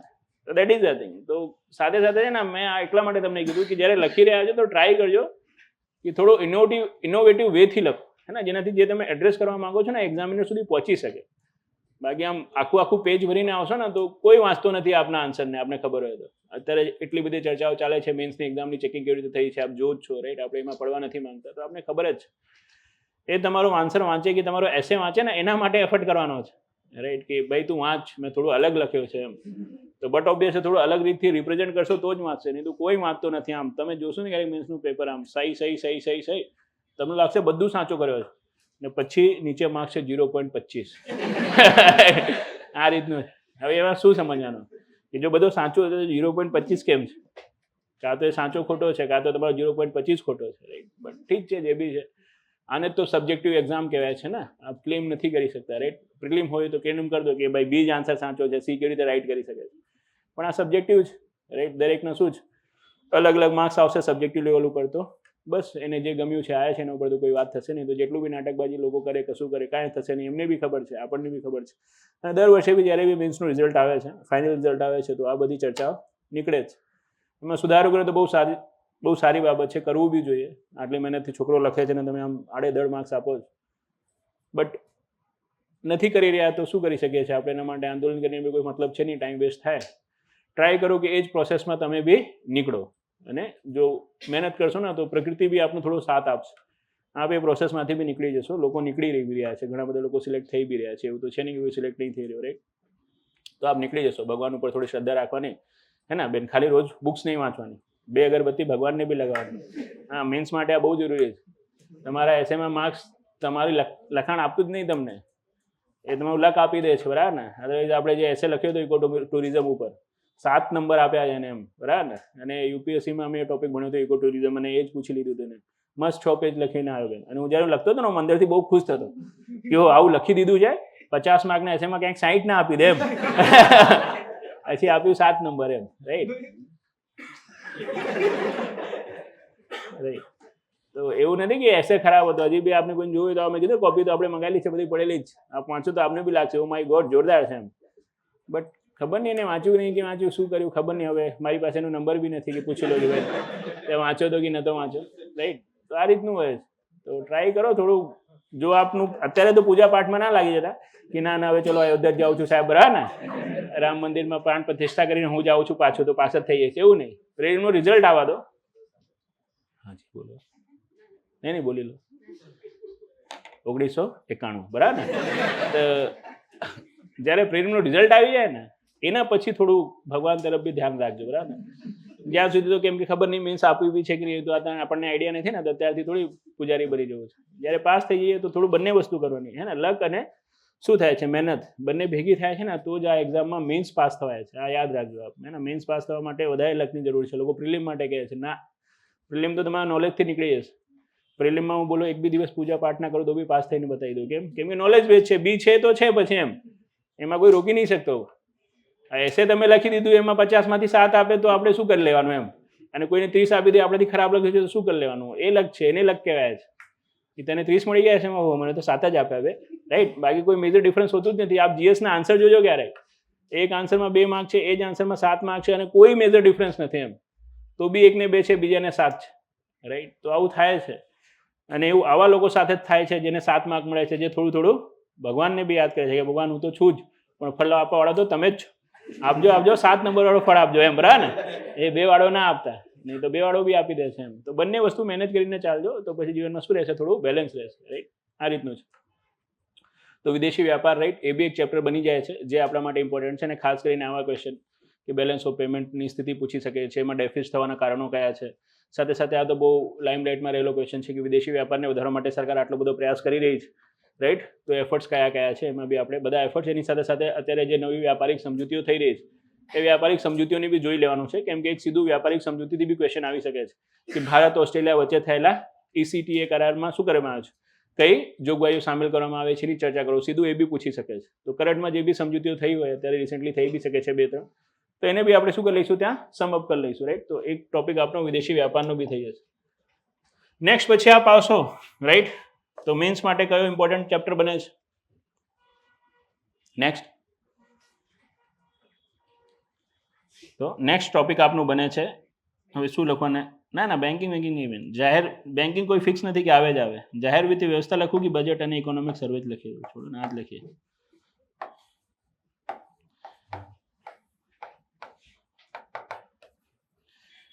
બેન્કિંગમાં આપ જોજો ક્યારેક બી મેન્સમાં શું નથી, કન્ટિન્યુઅસલી ક્વેશ્ચન નથી પૂછાય. એકાદ વખત આવી ગયું ક્યારેક બેંક માટે કોઈ સુધારાનું કામ કર્યું હોય સરકારે, રાઈટ, તો પછી એ યોજના ઉપર પૂછી લીધું. અદરવાઇઝ બેંક દર વર્ષે મેન્સમાં આવે એવું કશું હોતું નથી. બેંક એવું ચેપ્ટર છે જે પ્રિલિમ માટે બહુ ઇમ્પોર્ટન્ટ છે, મેન્સ માટે એટલું ઇમ્પોર્ટન્ટ નથી. આ વાત હંમેશા યાદ રાખજો, રાઈટ. મેન્સમાં ખાલી બેંક માટે આજ યાદ રાખજો કે કોઈ નવો એક્ટ આવ્યો હોય, રેગ્યુલેશન આવ્યો હોય બેંકનો, તો પછી એને કરી લેવાનું. અદરવાઇઝ બેંકોને સહાય કરવા માટે ભારત સરકારે કોઈ શું કર્યું હોય, યોજના જાહેર કરી, જેમ કે ઇન્દ્રધનુષ કાર્ય યોજના, એ બધું છે ને, જ્યારે આવી હતી ત્યારે પૂછવામાં આવ્યો હતો કે પબ્લિક સેક્ટર બેંકને રાઈટ સહાય કરવા માટે ભારત સરકાર દ્વારા કયા પ્રયાસો કરવામાં આવી રહ્યા છે. તો બેંકોનું મર્જિંગ સાથે સાથે ઇન્દ્રધનુષ કાર્ય યોજના હેઠળ શું કરવામાં આવ્યું હતું, એમને પૈસા આપવામાં આવી રહ્યા હતા, એ બધું હતું. ત્યારે જ આવે, નહીં તો બેંક ના આવે, હે ને. બટ બજેટ અને ઇકોનોમિક સર્વેથી હંમેશા શું આવશે, ક્વેશ્ચન આવશે. અને બજેટમાં બી ખાસ કરીને જે યોજનાઓ જાહેર થાય છે, હે ને, કોઈ મોટી વસ્તુ નહીં થાય જો આપને શું પૂછી લેશે, વિશ્વકર્મા યોજના આપને પૂછી લે, હે ને. કેમ લાસ્ટ યરના બજેટની જો સૌથી લાઇમ લાઇટેડ યોજના હોય તો કઈ હતી, હે ને? વિશ્વકર્મા આખું નામ નતું એનું, શું નામ છે? પીએમ વિકાસ, પૂરું નામ છે, નાનું નામ થયું ને, પૂરું નામ શું થયું? પીએમ વિશ્વકર્મા કૌશલ સન્માન યોજના, રાઈટ. આ છે આખું નામ એનું, રાઈટ. તો એ પીએમ વિકાસ યોજના જો આપણે પૂછી લે તો એમાં બે મત નથી કે 10 માર્કનો એકલો ક્વેશ્ચન આ જ લઈને આવે. એટલા માટે લઈને આવી શકે છે કેમ કે લાસ્ટ વર્ષના બજેટમાં સૌથી વધારે ફોકસ જ આના ઉપર કરવામાં આવ્યો ને. તમે જે ઇન્ફોગ્રાફિક્સ જોશો ને બજેટમાં, તો બજેટના ઇન્ફોગ્રાફિક્સમાં સૌથી મોટો ઇન્ફોગ્રાફિક્સ આવા પીએમ વિકાસના જ. બાકી જે યોજનાઓ એમને જાહેર કરી, જેમ કે બીજી કઈ યોજના જાહેર કરી હતી? એક મિસ્ટી યોજના મેંગ્રુવ્સ માટે, પછી હાજી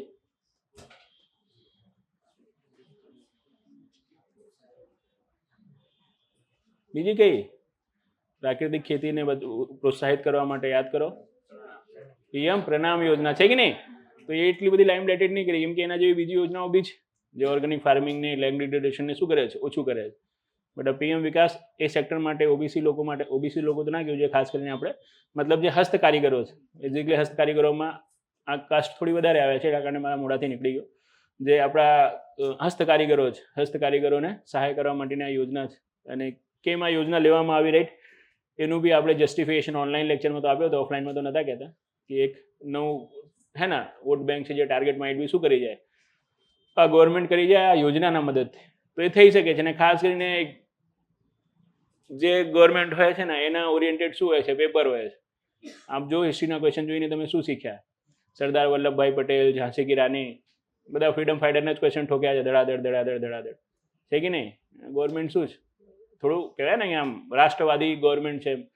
બીજેપીનું આખું શું છે, જે ચુનાવ લડવાનું હોય છે પેલું જ છે, રાષ્ટ્રવાદ એના ઉપર જ લડે છે, બાકી તો કાંઈ છે જ નહીં. હમણાં પાકિસ્તાન ડરી રહ્યો છે કે આ સાઈડ તો ધ્યાન મારી જ રહ્યો છે, ભારતમાં બી ચૂંટણી આ બાજુ બી થોડું જોવાનું છે, નહીં તો 1-2 બોમ્બ બી ફેંકી દે, કોઈ ભરોસે નથી. આમનું તો આ જ કે છેલ્લા 2-3 મહિના બાકી હોય તો પાકિસ્તાનને 1-2 મારો, પછી કહો કે ઓહો મારી પાકિસ્તાન, એના ઉપર જ કામ થઈ જાય છે મસ્ત. તો પાકિસ્તાનની તો હાલત બહુ ખરાબ છે. ઈરાનથી નહીં ડરી રહ્યો, ઇન્ડિયાથી ડરી રહ્યો છે કે મઈ જલ્દીથી નીકળી જાય તો બેટર છે એમ. ત્યાં સુધી બહુ સસ્પેક્ટેડ છે કે ઇન્ડિયા પીઓકે બી લઈ લે તો કોઈ મોટી વસ્તુ નથી આવી સ્થિતિમાં, હે ને, કે ચલો ઇલેક્શનમાં બી ફાયદો મળશે, આ રીતનું છે. અને જેવી ગવર્મેન્ટ છે બોલ્ડ સ્ટેપ લેતા થોડી અચકાતી બી નથી, બરાબર ને, કે મારો વાંધો નહીં, જોઈ લઈશું પછી, બરાબર ને. એમ બી આપણી પાછળ કોણ છે કે જેને આપણે પ્રાઇમ મિનિસ્ટર બનાવવાનો છે? આપણે એકલા જ છે, કોઈ દીકરા તો છે નહીં કે પ્રોબ્લેમ થશે. તો આયા છે તો ફૂલ હિટિંગ રમીશું એમ. તો દેટ ઇઝ ધ થિંગ. તો એક હિટમેન ઇન્ડિયામાં અને એક હિટમેન ઇન્ડિયન ટીમમાં, મતલબ, અને એક હિટમેન આપણા પ્રાઇમ મિનિસ્ટર સાહેબ. તો જો કે એકાદ 6 મારી દે તો મોટી વાત નથી. અને આજની પરિસ્થિતિને જોતા તો લાગી રહ્યું છે કે આ લાગી બી જાય 6, કોઈ મેજર વસ્તુ નથી. જે રીતની હિલચાલ છે પીઓકે ઉપર, કોઈ બી ન્યૂઝ આવે તો તૈયાર રહેજો. શેના માટે? ઉત્સવ મનાવવા માટે. બીજું શું? હા, સેલિબ્રેટ કરવા માટે. આમ ડરવાનું થોડી હોય લાઈફમાં. તો આ રીતનું છે, રાઈટ. તો જે બજેટ અને ઇકોનોમિક સર્વે છે એ તો છે જ તે. રાઈટ. એ બજેટ એન્ડ ઇકોનોમિક સર્વેમાં ખાસ કરીને જે યોજનાઓ છે ને એના ઉપર ખાસ ફોકસ કરવાનું છે આપણે, રાઈટ. કે જે બી નવી યોજનાઓ આવે છે, થઈ શકે છે આ ઇન્ટર્મ બજેટ હમણાં આવે તો સરકાર કોઈ, એમ તો ઇન્ટર્મ બજેટમાં એટલો મોટો કાર્ય નથી કરવામાં આવતો, આખો ને આખો બજેટ સરકાર પોતાની ઉપલબ્ધિઓ ગણાવવામાં વધારે કાઢશે કે અમે જ્યારે ગવર્મેન્ટમાં આવ્યા ત્યારે અમે ત્યારથી અમે આ કર્યું આ કર્યું આ કર્યું અને આ તો કરી જ દીધું છે, રાઈટ. તો બી થોડું ઘણું તો કાર્ય કરશે જ કરશે. તો ઇન્ટર્મ બજેટમાં જો કોઈ યોજના આવી મેજર આવે છે તેના ઉપર ફોકસ કરવાનું રહેશે આપણને, અને જો નથી આવતી તો આપણે શું કરવાનું છે, છેલ્લા 3 વર્ષ સુધીની, કેટલા, છેલ્લા બજેટનો મતલબ એ નથી હોતું કે આ જ વર્ષનું બજેટ આપજો. યોજનાઓ જ્યારે આપણે ધ્યાનમાં રાખવાની હોય ને તો છેલ્લા 3 વર્ષના બજેટમાં જે બી મેજર યોજનાઓ છે એની જાણકારી આપણે હોવી જોઈએ. એમાંથી કોઈ બી યોજના એ લોકો પૂછી શકે છે. લાસ્ટ ટાઈમનું બી તમે જોયું હોય, જો જીપીએસસી મેન્સનું પેપર, તો એમાં સ્ટાર્ટઅપ યોજના વિશે પૂછ્યો છે. સ્ટાર્ટઅપ સ્ટેન્ડઅપ ઇન્ડિયા, ખબર છે કે નહીં? મેક ઇન ઇન્ડિયા વિશે પૂછ્યો છે. Make in India, startup standup India થોડી લાસ્ટ વર્ષે ચાલુ થયેલી યોજનાઓ છે, પહેલાંની છે ને, પણ ફ્લેક્સિપ યોજનાઓ છે. જે ફ્લેક્સિપ યોજના હોય છે તો હંમેશા ઇમ્પોર્ટન્ટ જ હોય છે, હે ને. જેમ કે પીએમ આશા યોજના છે, પહેલાંથી જ ચાલુ છે 2019થી. તેનો મતલબ એ થોડી છે કે લાસ્ટ વર્ષના બજેટમાં નથી તો પીએમ આશા ખબર ના હોવી જોઈએ. પીએમ આશા ટેકાના ભાવ માટેની હવે ફ્લેગશિપ યોજના છે, રાઈટ. એમાં 3 સિસ્ટમ છે કે નહીં, અને ટેકાના ભાવ રિલેટેડ શું છે, જે બી સમસ્યાઓ છે એને એડ્રેસ બી કરી રહી છે. તો થઈ શકે છે પીએમ આશા બી દેખાઈ જાય આપણે. તો બજેટમાં જે યોજનાઓ આવે છે એ તો કરવાની જ છે અહીંયા. સાથે સાથે છેલ્લા 3 વર્ષના બજેટમાં શું છે, જે મેજર યોજનાઓ આપણે લાગે છે એને થોડું જોઈ લેવાનું, અને જે ભારતની ફ્લેગશિપ યોજનાઓ છે, રાઈટ, એને બી શું કરવાનું, હંમેશા યાદ રાખવાનું, હે ને. એકાદ ક્વેશ્ચન બહુ વધારે એક્સપેક્ટેડ હોય છે કે ઇકોનોમીમાં એક ક્વેશ્ચન તો કોઈ યોજનાનો હોય, જે મેજર યોજનાનો હોય, અને આપનો 10 માર્ક શું લઈ જાય, ઉડાવી લઈ જાય. ઉડાવી લઈ જાય મતલબ લખી તો બધા દે છે યોજના વિશે, પણ બટ ઓબ્વિયસ છે જે થોડું ઓથેન્ટિક લખશે એને થોડું સારા માર્ક મળશે.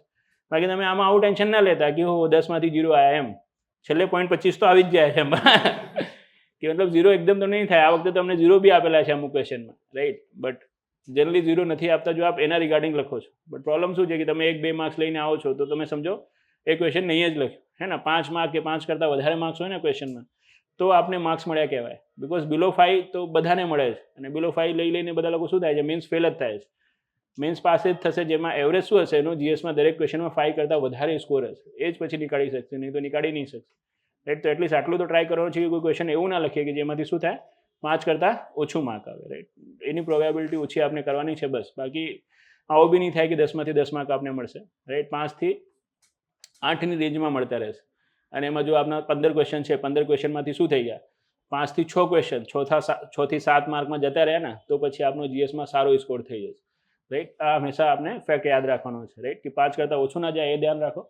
અને મેક્સિમમ ક્વેશ્ચન આપણા કયા રેન્જમાં જાય, 6 to 7ની રેન્જમાં જાય તો દેટ ઇઝ બેટર, રાઈટ. બાકી બહુ વધારે એવું એમ્બિશન નહીં રાખવાનું, રાઈટ, કે 10માંથી 10 જ બધા મળશે. 10માંથી 10 તો કોઈ મળતા નથી. 8 મળી જાય, 9 મળી જાય, નીતિ આયોગ જેવો કોઈ લાગી જાય લોટરી તો, રાઈટ, તો થઈ જાય. અદરવાઇઝ આવા ક્વેશ્ચન બહુ ઓછા હશે જેમાં આપણે 8-9 માર્ક મળશે, 1-2 જ હશે. વધારે ક્વેશ્ચન જેમાં આપણે 6-7 મળશે એવા હશે, રાઈટ. તો આ રીતે આપણે બજેટ અને એની સાથે સાથે જે ઇકોનોમિક સર્વે છે, જે ઇકોનોમિક સર્વે છે ને, ઇકોનોમિક સર્વેમાં જો કોઈ મેજર ઇશ્યુ આવી જાય, ઇકોનોમિક સર્વે તો આપ આખું વાંચી નહીં શકો. તમને બી ખબર છે, મને બી ખબર છે. કેમ નહીં વાંચી શકો બેન? હાજી, મોટું છે ને કારણે નહીં વાંચી શકતા? નહીં, મોટું તો છે જ. એની સાથે સાથે એની લેંગ્વેજ બહુ ટફ હોય, રાઈટ. આપ વાંચીને ટ્રાય તો કરો. હિન્દી વાંચશો તો બિલકુલ ખબર નહીં પડશે. ઇંગ્લિશ વાંચશો તો એનાથી બી ખરાબ ખબર પડશે. અને આખા ઇકોનોમિક સર્વેમાં આપણે ચાર્ટ, ગ્રાફ, ડેટા, બસ આ જ મળશે. ખબર જ નહીં પડે આમાં વાંચું તો વાંચું છું. તો બેન ઇકોનોમિક સર્વેમાં શું વાંચવાનું હોય છે? હા ના, મારો વિડીયો જોવાનો હોય છે તો છે જ તે. વાંચવાનું શું હોય છે બેન? કોઈ બી ચેપ્ટર આપ જોશો ને ઇકોનોમિક સર્વેનો, તો ઇકોનોમિક સર્વેના ચેપ્ટરની પાછળ, રાઈટ, શું લખેલું હોય છે? એનો એબ્સ્ટ્રેક્ટ લખેલો હોય છે કે આ ચેપ્ટરનું સાર શું છે. બસ એ સાર જ વાંચવાનું હોય છે. એનાથી આપને આઈડિયા આવી જશે કે આ ચેપ્ટરમાં આ વાતો કરવામાં આવી છે. પછી એમાં તમને શું નીકળી જાય, જો કોઈ કીવર્ડ મળી જાય કે ઓ માય ગોડ, કે આ તો બહુ જોરદાર વર્ડ છે, આનો મતલબ શું થાય છે, તો પછી એ ચેપ્ટરમાં ઘૂસવાનું અને એને વાંચવાનું, નહીં તો પછી છોડ દેવાનું. એબ્સ્ટ્રેક્ટથી આપણે બધા આઈડિયા મળી જશે, રાઈટ.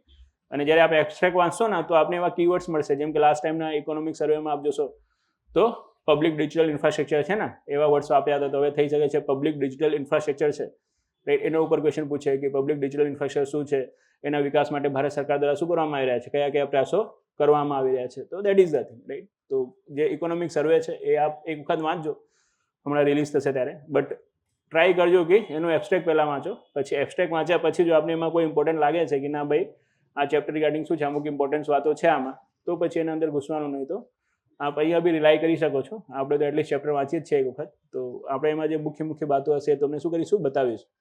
પણ કોઈએ બતાવેલું એને પોતે વાંચેલું હોય ને એમાં બહુ વધારે શું હોય છે ડિફરન્સ હોય છે. આપણે બતાવીશું તો અમુક લોકો વિશ્વાસ કરશે પણ અમુક લોકો નહીં બી કરશે, પણ પોતે વાંચેલું હશે તો એમને ખબર છે ને હા કીધું છે એમ. તો ટેન્શન નહીં, એક વખત ખાલી વાંચી લેજો, સમજાય તો બી ઠીક, ના સમજાય તો બી ઠીક, બાકી આપણે અહીંયા કવર તો કરીશું જ, રાઈટ. તો budget and economic survey, right. પછી નેક્સ્ટ આપણે શું જોવાનું હોય છે, તો આ એ લોકોનો ફેવરેટ ટોપિક હોય છે, રાઈટ. લાસ્ટ ટાઈમ બી ક્વેશ્ચન પૂછ્યો હતો અને હજી બી ક્વેશ્ચન આવી જાય છે નીતિ આયોગ, હે ને. જેમ કે નીતિ આયોગનો લાસ્ટ ટાઈમનો ક્વેશ્ચન તો કોન્સેપ્ચ્યુઅલ ક્વેશ્ચન હતો, કોઈ બી લખી શકે છે. કયો ક્વેશ્ચન હતો લાસ્ટ ટાઈમ નીતિ આયોગનો?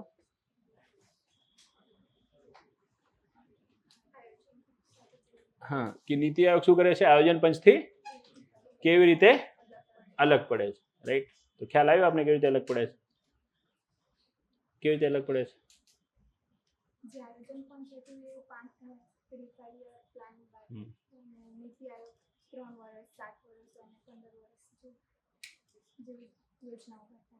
નીતિ આયોગ યોજના 3 વર્ષ 5 વર્ષ 7 વર્ષની બહાર પડે છે. આવું ક્યાં શીખીને આવ્યા? બીજું બોલો ચલો.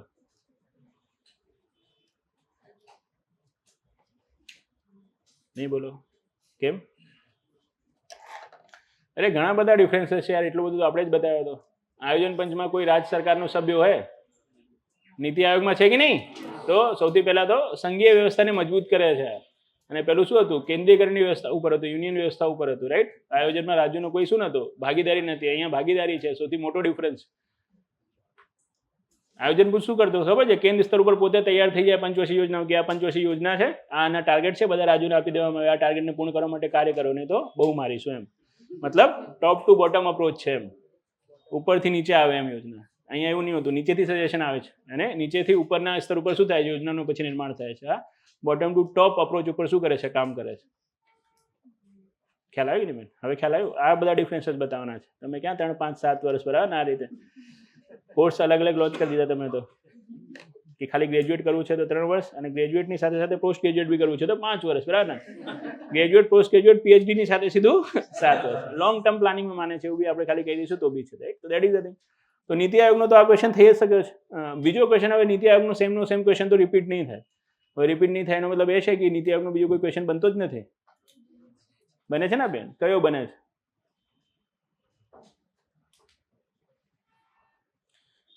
નીતિ આયોગ દ્વારા શરૂ કરવામાં આવેલા મિશનની શું આપો, જાણકારી આપો, છે કે નહીં?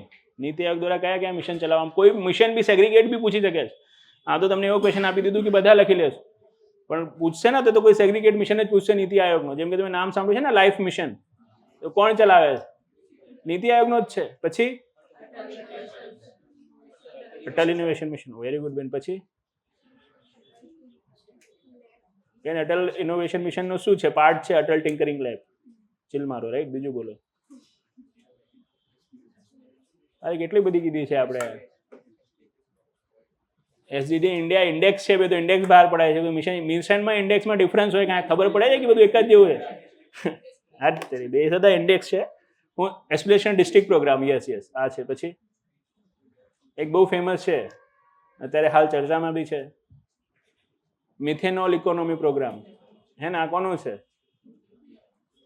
નીતિ આયોગનો છે બેન. અને હા, હું કહું છું ને માનો બેન, મેં કીધું ને એટલે પોતે બી વાંચવાનું, કેમ કે અમુક લોકો શું છે, હું કહું છું તો માનતા નથી. વેબસાઇટ ઉપર આપીને જઈને જજો, હે ને? મિશન્સનું ટાઈપ છે, એમાં ક્લિક કરશો ને તો આ બધું દેખાશે તમને. 0 ઈ અમૃત, એનડીએપી, યાદ છે કે નહીં? હવે આપણે ઈ અમૃત વિશે બી પૂછી શકે છે કે ઈ અમૃત શું છે એની જાણકારી આપો, અને લોકો ઈ અમૃત ઉપર પછી ખબર નહીં શું લખીને આવશે, બરાબર ને? એ જ સાચું લખી શકશે જેને નીતિ આયોગને ખબર હોય કે ઈ અમૃત એક પોર્ટલ છે જેના ઉપર શું આપવામાં આવે છે, ઇલેક્ટ્રોનિક વ્હીકલ્સની બધી જાણકારી આપવામાં આવે છે, કે કયા કયા મોડલ એક્સેપ્ટેડ છે, કયા મોડલ ઉપર કેટલી સબસિડી છે, કઈ બેટરીની શું છે, યુઝ વધારે કરો તો વધારે બેટર છે, આ બધું. તો એ અમૃત શું છે, ઇલેક્ટ્રોનિક વ્હીકલનું વન સ્ટોપ સોલ્યુશન જેવો છે, રાઈટ. એ અમૃત પોર્ટલ કોણે લોન્ચ કર્યો છે? નીતિ આયોગ જ લોન્ચ કરે છે કે નહીં? સીધું ઈ અમૃત બી થઈ શકે છે તમને. તો નીતિ આયોગના જેટલા મિશન છે ને બધા એક્ઝેક્ટ યાદ હોવા જોઈએ, રાઈટ. કોઈ બી મિશન ઉપર ક્વેશ્ચન બની શકે છે. જેમ કે તમને પૂછી લે કે મિથેનોલ ઇકોનોમી, હે ને, રાઈટ. તો મિથેનોલ ઇકોનોમી આ નીતિ આયોગનો પ્રોગ્રામ છે, આની શું વિશેષતા છે, કે કેમ ઇથેનોલની જગ્યાએ મિથેનોલના ઉપયોગ ઉપર શું કરવામાં આવી રહ્યું છે, નીતિ આયોગ દ્વારા ભાર આપવામાં આવી રહ્યો છે. મિથેનોલના ઇથેનોલ કરતાં શું છે જે વિશેષતાઓ છે એની શું કરો, ચર્ચા કરો. અત્યારે તો આપણે બાયોફ્યુલમાં શું બ્લેન્ડ કરી રહ્યા છે, ઇથેનોલના, પણ નીતિ આયોગ કહે છે કે હવે આપણે શું બનાવવાનું, જોર કરવાનું છે, મિથેનોલ. આવું કેમ? કેમ કે મિથેનોલથી લઠ્ઠાકાંડ થાય છે. હા, તો ઇથેનોલ તો પીવાવાળો દારૂ છે કે નહીં? મિથેનોલ ઇઝ દેટ ઇઝ લઠ્ઠો, રાઈટ? પી લેશો તો લઠ્ઠાકાંડ એમ. મિથેનોલ કેમ? નહીં બોલો બેન, કેમ? વાંધો નહીં, તો આવો તમને ખબર પડીએ. 1991, બરાબર ને? જો બહુ સિમ્પલ છે. ઇથેનોલ જ્યારે આપ સાયન્સ ટેકમાં ભણ્યા હશો તો આપને ખબર છે ઇથેનોલ શેનાથી બને છે? શેરડી, પોટેટો, મેઝ, ફૂડ પ્રોડક્ટ્સથી બનાવો છો કે તમે? ફૂડ પ્રોડક્ટ્સથી ઇથેનોલ બનાવી લેશો તો ખાસો શું જીવનમાં? અને ઇન્ડિયામાં પ્રોબ્લેમ આ છે કે આપણે ફર્સ્ટ જનરેશન ઇથેનોલ વધારે બનાવીએ છીએ, સેકન્ડ જનરેશન ઇથેનોલ બહુ વધારે ઓછું બનાવીએ છીએ, હે ને? સેકન્ડ જનરેશન ઇથેનોલ જે નોન ફૂડ પ્રોડક્ટ્સથી બને છે, જે ટ્રોપરથી બને છે, આપને ખબર હોય તો આ રીતે. બટ આપણે તો જો ખબર છે ને, સુગર મિલ્સ જ ઇથેનોલ બનાવી નાખે છે. જાણો છો કે નહીં? અને સુગર મિલો માટે બાર નોટિફિકેશન જાહેર કરવું પડે છે ભારત સરકારને કે ભાઈ આટલા ટકાથી તમે ઇથેનોલ બનાવી શકો છો મોલાસીસથી, બાકીથી સુગર બનાવો નહીં તો બહુ મારીશું નહીં. આ ગાઈડલાઈન છે, ફોલો કરો નહીં તો શું કરે? ફાઇન એન્ડ પેનલ્ટી લગાવીશું આ રીતે, right? That is the thing. તો આ પ્રોબ્લેમ છે. મિથેનોલમાં પ્રોબ્લેમ નથી. મિથેનોલ આપ શું કરી શકો છો? કચરાથી બી બનાવી શકો છો, રાઈટ? તો દેટ ઇઝ ધ થિંગ. હાજી, નોન ફૂડ પ્રોડક્ટ્સ નહીં, જે કચરા હોય છે ને આપણા સોલિડ વેસ્ટ, એનાથી બી શું કરી શકાય છે આપણે મિથેનોલ? જેમાં બી કાર્બન કન્ટેન્ટ હોય ને એનાથી આ ફર્મેન્ટેશન પ્રક્રિયા દ્વારા શું બનાવી શકો છો? જે મિથેનોલ છે, મિથેનોલ બનાવી શકો છો, રાઈટ? તો દેટ ઇઝ ધ. તો જે મિથેનોલ છે ને, મિથેનોલનો પ્રોસેસિંગ શું છે? ઇઝી જ. એ આપ શું કરી શકો છો? વેસ્ટ છે, વેસ્ટમાંથી પ્રોડ્યુસ કરી શકો છો. અને જે એનર્જી હોય છે ને, એનર્જી જનરેશન, એ ઇથેનોલ કરતાં શેમાં વધારે હોય છે? મિથેનોલમાં વધારે હોય છે. આપને ખબર જ હોય છે જેટલી લાંબી કાર્બન ચેન હશે એટલું બળવામાં શું થશે? તકલીફ થશે. અને જેટલી નાની કાર્બન ચેન હોય એટલી જલ્દી શું થાય છે? ઇગ્નાઇટ થાય છે. તો દેટ ઇઝ ધ થિંગ. તો મિથેનોલમાં તો એક જ કાર્બન છે અને ઇથેનોલમાં કેટલું છે? 2 જ. That is the thing. તો એનર્જી જનરેશન બી શું થાય છે? મિથેનોલમાં વધારે થાય છે. તો દેટ ઇઝ ધ થિંગ. એના કારણે શું થઈ રહ્યું છે? જે મિથેનોલ છે ને, મિથેનોલને શું કરવામાં આવી રહ્યો છે? એમ સપોર્ટ કરવામાં આવે છે કે આ મિથેનોલના પ્રોડક્શન ઉપર જાઓ કે ભાઈ જે વુડ છે, વેસ્ટ છે, એ બધાથી મિથેન ગેસ બનાવો, પછી મિથેન ગેસથી શું બની જાય છે? મિથેનોલ બનાવી શકાય છે, રાઈટ? મિથેનનું શું આલ્કોલાઇઝેશન કરો આપ તો CH4 આપ શું બનાવી શકો છો? CH3OH. તો દેટ ઇઝ ધ. જેટલા બી આપણા સોલિડ વેસ્ટ છે એ બધાથી આપણે શું કરી શકીએ છીએ? મિથેન ગેસ તો જનરેટ કરી શકીએ છીએ કે નહીં? પછી મિથેન ગેસથી આપણે શું જનરેટ કરી શકીએ છીએ? Methanol, right? તો જે આપણું સોલિડ વેસ્ટ મેનેજમેન્ટ છે એ બી થઈ જશે અને સાથે સાથે એનર્જીનું શું મળી જશે? પ્રોડક્ટ બી મળી જશે. અને જે શું કરશે? વધારે એનર્જી જનરેશન બી કરશે.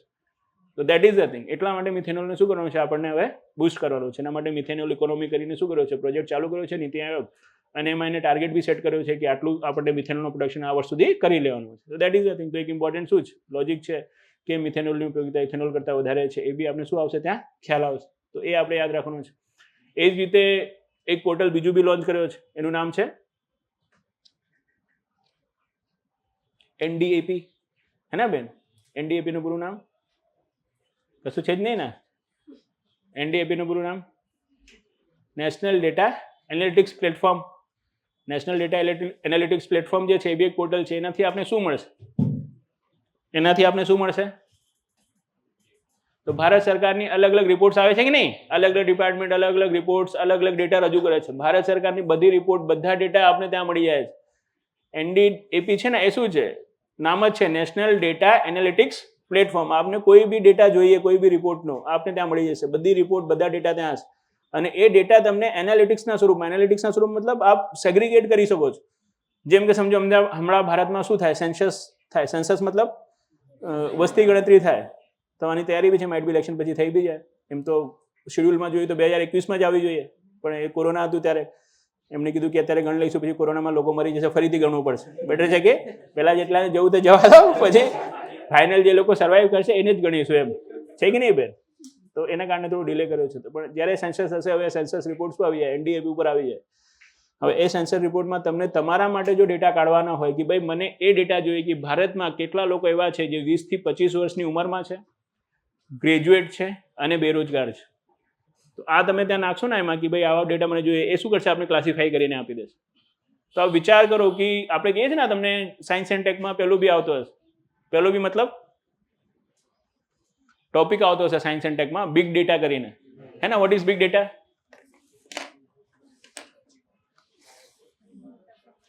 હાજી, યસ, હાઈ વોલ્યુમના ડેટા હોય. પછી એમાં બિગ ડેટામાંથી આપણે શું કરવું પડશે? આપણા માટે રિલેવન્ટ જે ડેટા છે એ સ્કેન આઉટ કરવું પડે કે નહીં?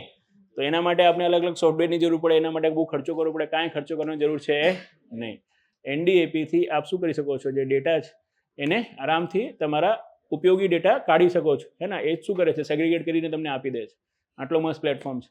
અત્યારે તો લોકોના શું નથી, નજરમાં એટલો બધો છે નહીં, પણ ધીમે ધીમે આની ઉપયોગિતા વધતી છે. દરેક કંપની શું કરશે, યુઝ કરશે. જેમ કે સમજો મને પહેલું કરવું છે, પહેલું મતલબ કોઈ સ્ટાર્ટઅપ શરૂ કરવું છે, તો મારી પાસે જો ડેટા હોય કે ભાઈ સમજો મને કેવું સ્ટાર્ટઅપ શરૂ કરવું છે કે જે બેરોજગાર લોકો છે એ લોકો શેર માર્કેટથી બી શું કરી શકે છે, પૈસા કમાઈ શકે છે. તો ભારતમાં 20 થી 25 વર્ષના ગ્રેજ્યુએટ લોકો કેટલા બેરોજગાર છે અને કયા રાજ્યમાં સૌથી વધારે આ બેરોજગાર લોકો છે જે ગ્રેજ્યુએટ છે, એમ એ ડેટા જો મને મળી જાય તો એ જ રાજ્યમાં જઈને પહેલો મારો સેમિનાર કરું કે નહીં, તો એ ક્યાંથી મળી જાય, NDAP થી મળી જાય તો મજા આવે કે નહીં, બહુ મજા આવે. કેવી મજા આવે, બહુ મજા આવે. તો NDAP બી આપ યાદ રાખજો ને, પોટેન્શિયલ ક્વેશ્ચન આ બી થઈ શકે છે. તો નીતિ આયોગ બી આપણું શું થઈ શકે છે, એક ચેપ્ટર થઈ શકે છે, રાઈટ. તો જે મેજર ચેપ્ટર્સની જો આપણે વાત કરીએ ને મિત્રો, તો મેજર ચેપ્ટર્સ આટલા જ છે મેથ્સ માટે, રાઈટ. આની સિવાય આપ ખાલી શું કરો, જે કરંટ અફેર્સ છે ને એના ઉપર ફોકસ કરતા રહો ને. ઇકોનોમીમાં જે બી શું આવતા હોય નવા કરંટ અફેર્સના ન્યૂઝ આવતા હોય એનાથી કાં તો ક્વેશ્ચન થઈ જશે, કાં તો આ ચેપ્ટરથી જ થશે. કેમ કે ક્વેશ્ચન ખાલી કેટલા પૂછવાના છે, 5. તો 5માંથી આ ચેપ્ટર એવા છે જેમાંથી એકાદ ક્વેશ્ચન તો શું હોય છે, ફિક્સ જ હોય છે. તો એક એક ગણશો ને તો 5 જેવા ટોપિક હશે જ અહીંયા, છે કે નહીં બેન? હા તો બોલો બેન. અને ઇન કેસ આ 5માંથી ના હોય તો એકાદ બહારથી હશે તો એ શું હશે, કરંટમાં ન્યૂઝમાં હશે એનો હશે, રાઈટ. બાકી તમે આ બેન્કિંગ છે કે પછી નાનો ફુગાવો છે, ગરીબી છે, બેકારી છે, આ બધામાં મગજમારી ના કરવા બેસી જતા કે બેકારીના પ્રકાર તો ભણાય જ નહીં બે, બેકારીના પ્રકાર થોડી મીન્સમાં આવે છે કે નહીં બેન?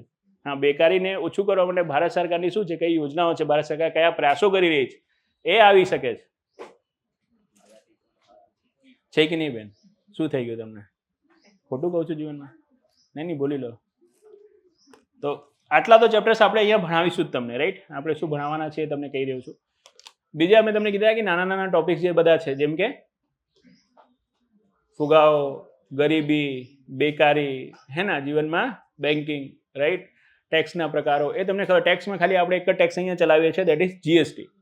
બિકોઝ GST બે એવો ટોપિક છે જે ઓલમોસ્ટ શું થાય છે, એક્ઝામમાં આવી જ જાય છે, રાઈટ.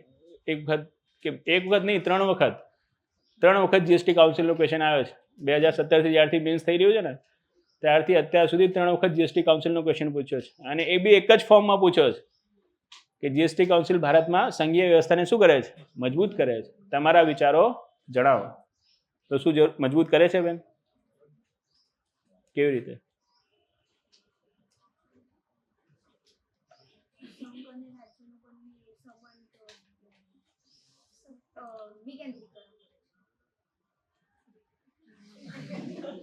જે કરે છે એ બતાવો, જે તમે કરવા માંગો છો એના બતાવો. વિકેન્દ્રીકરણ કરે છે મતલબ સમજો નહીં બેન જીવનમાં. કેવી રીતે કરે?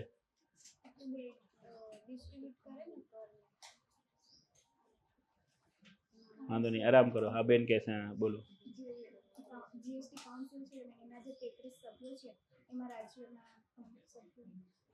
વાંધો નહીં, ચલો આજે જ આ ટોપિક પતાવી દઈએ એટલે વાત ખલાસ, બરાબર ને? એમ બી અડધા કલાકમાં પતાવી લઈશું આપણે GST. આગળ તમને જોવું જ નહીં પડશે. અને આમાં કોઈ કરંટ ડેવલપમેન્ટ બી નથી. હાજી ટાઈમ થઈ ગયો? કોણ છે ટાઈમ આઉટ વાળો? કે 10:30 વાગ્યા સુધી નહીં? 8 થી 10? તો આઈ એમ 1 hour ડિલે ના, 40-45 મિનિટ. બીજો લેક્ચર 10:30 સુધી નથી બેન? લોકો 1 મિનિટ, તમે લોકો આમ કંટાળી ગયા હો તો સીધું કહી દો યાર, આમ જૂઠું બોલાય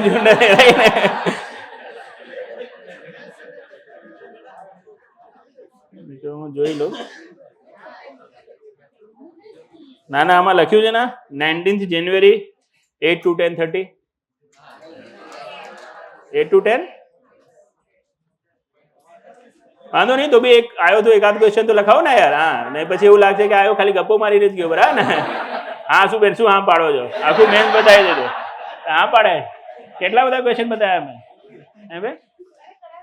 ના તો કરાવીશું ખરી, પણ મેં કીધું કે તમને એવું લાગશે કે ગપ્પો જ મારી ગયો તો હા એમાં હા ના પાડો. દરેક વસ્તુ થોડી હા પાડવાની હોય, રાઈટ?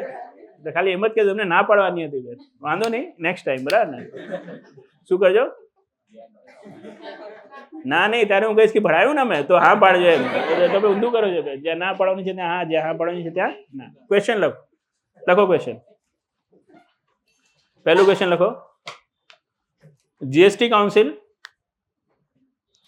જીએસટી કાઉન્સિલ ભારતમાં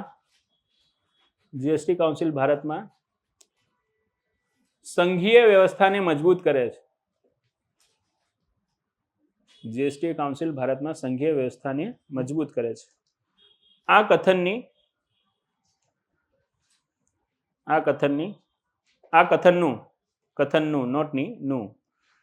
કથનનું આલોચનાત્મક પરીક્ષણ કરો. આલોચના કરો મતલબ આલોચના નહીં કરવાની, આલોચનાત્મક પરીક્ષણ કરવાનું છે. Critical analyse this sentence, right? Critically examine ઇંગ્લિશમાં જો કહીએ તો. પહેલો ક્વેશ્ચન. બીજો ક્વેશ્ચન લખો. બીજો ક્વેશ્ચન, જીએસટીના લાભાલાભની ચર્ચા કરો.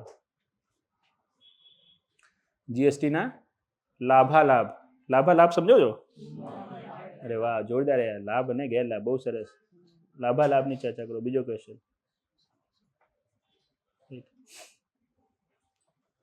ત્રીજો ક્વેશ્ચન લખો. જીએસટી ના બધા ક્વેશ્ચન લખી નાખો, રાઈટ? ત્રીજો ક્વેશ્ચન,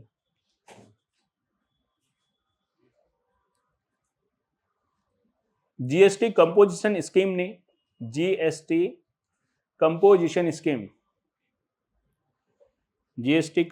સ્કીમની જાણકારી આપી રિગ્રેસિવ ટેક્સ મિકેનિઝમની ચર્ચા કરો. રિગ્રેસિવ ટેક્સ મિકેનિઝમ, બરાબર.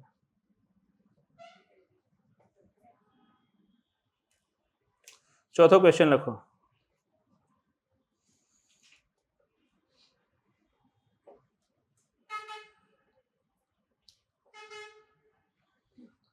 જીએસટી બિલ્સની ચર્ચા કરીને, જીએસટી બિલ્સની જાણકારી આપીને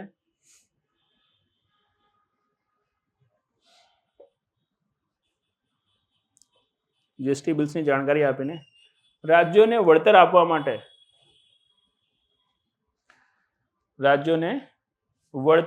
માટે આ બિલમાં શું જોગવાઈ કરવામાં આવી છે? જીએસટી બિલ્સની ચર્ચા કરીને રાજ્યોને વળતર આપવા માટે આ બિલ્સમાં શું જોગવાઈ કરવામાં આવી છે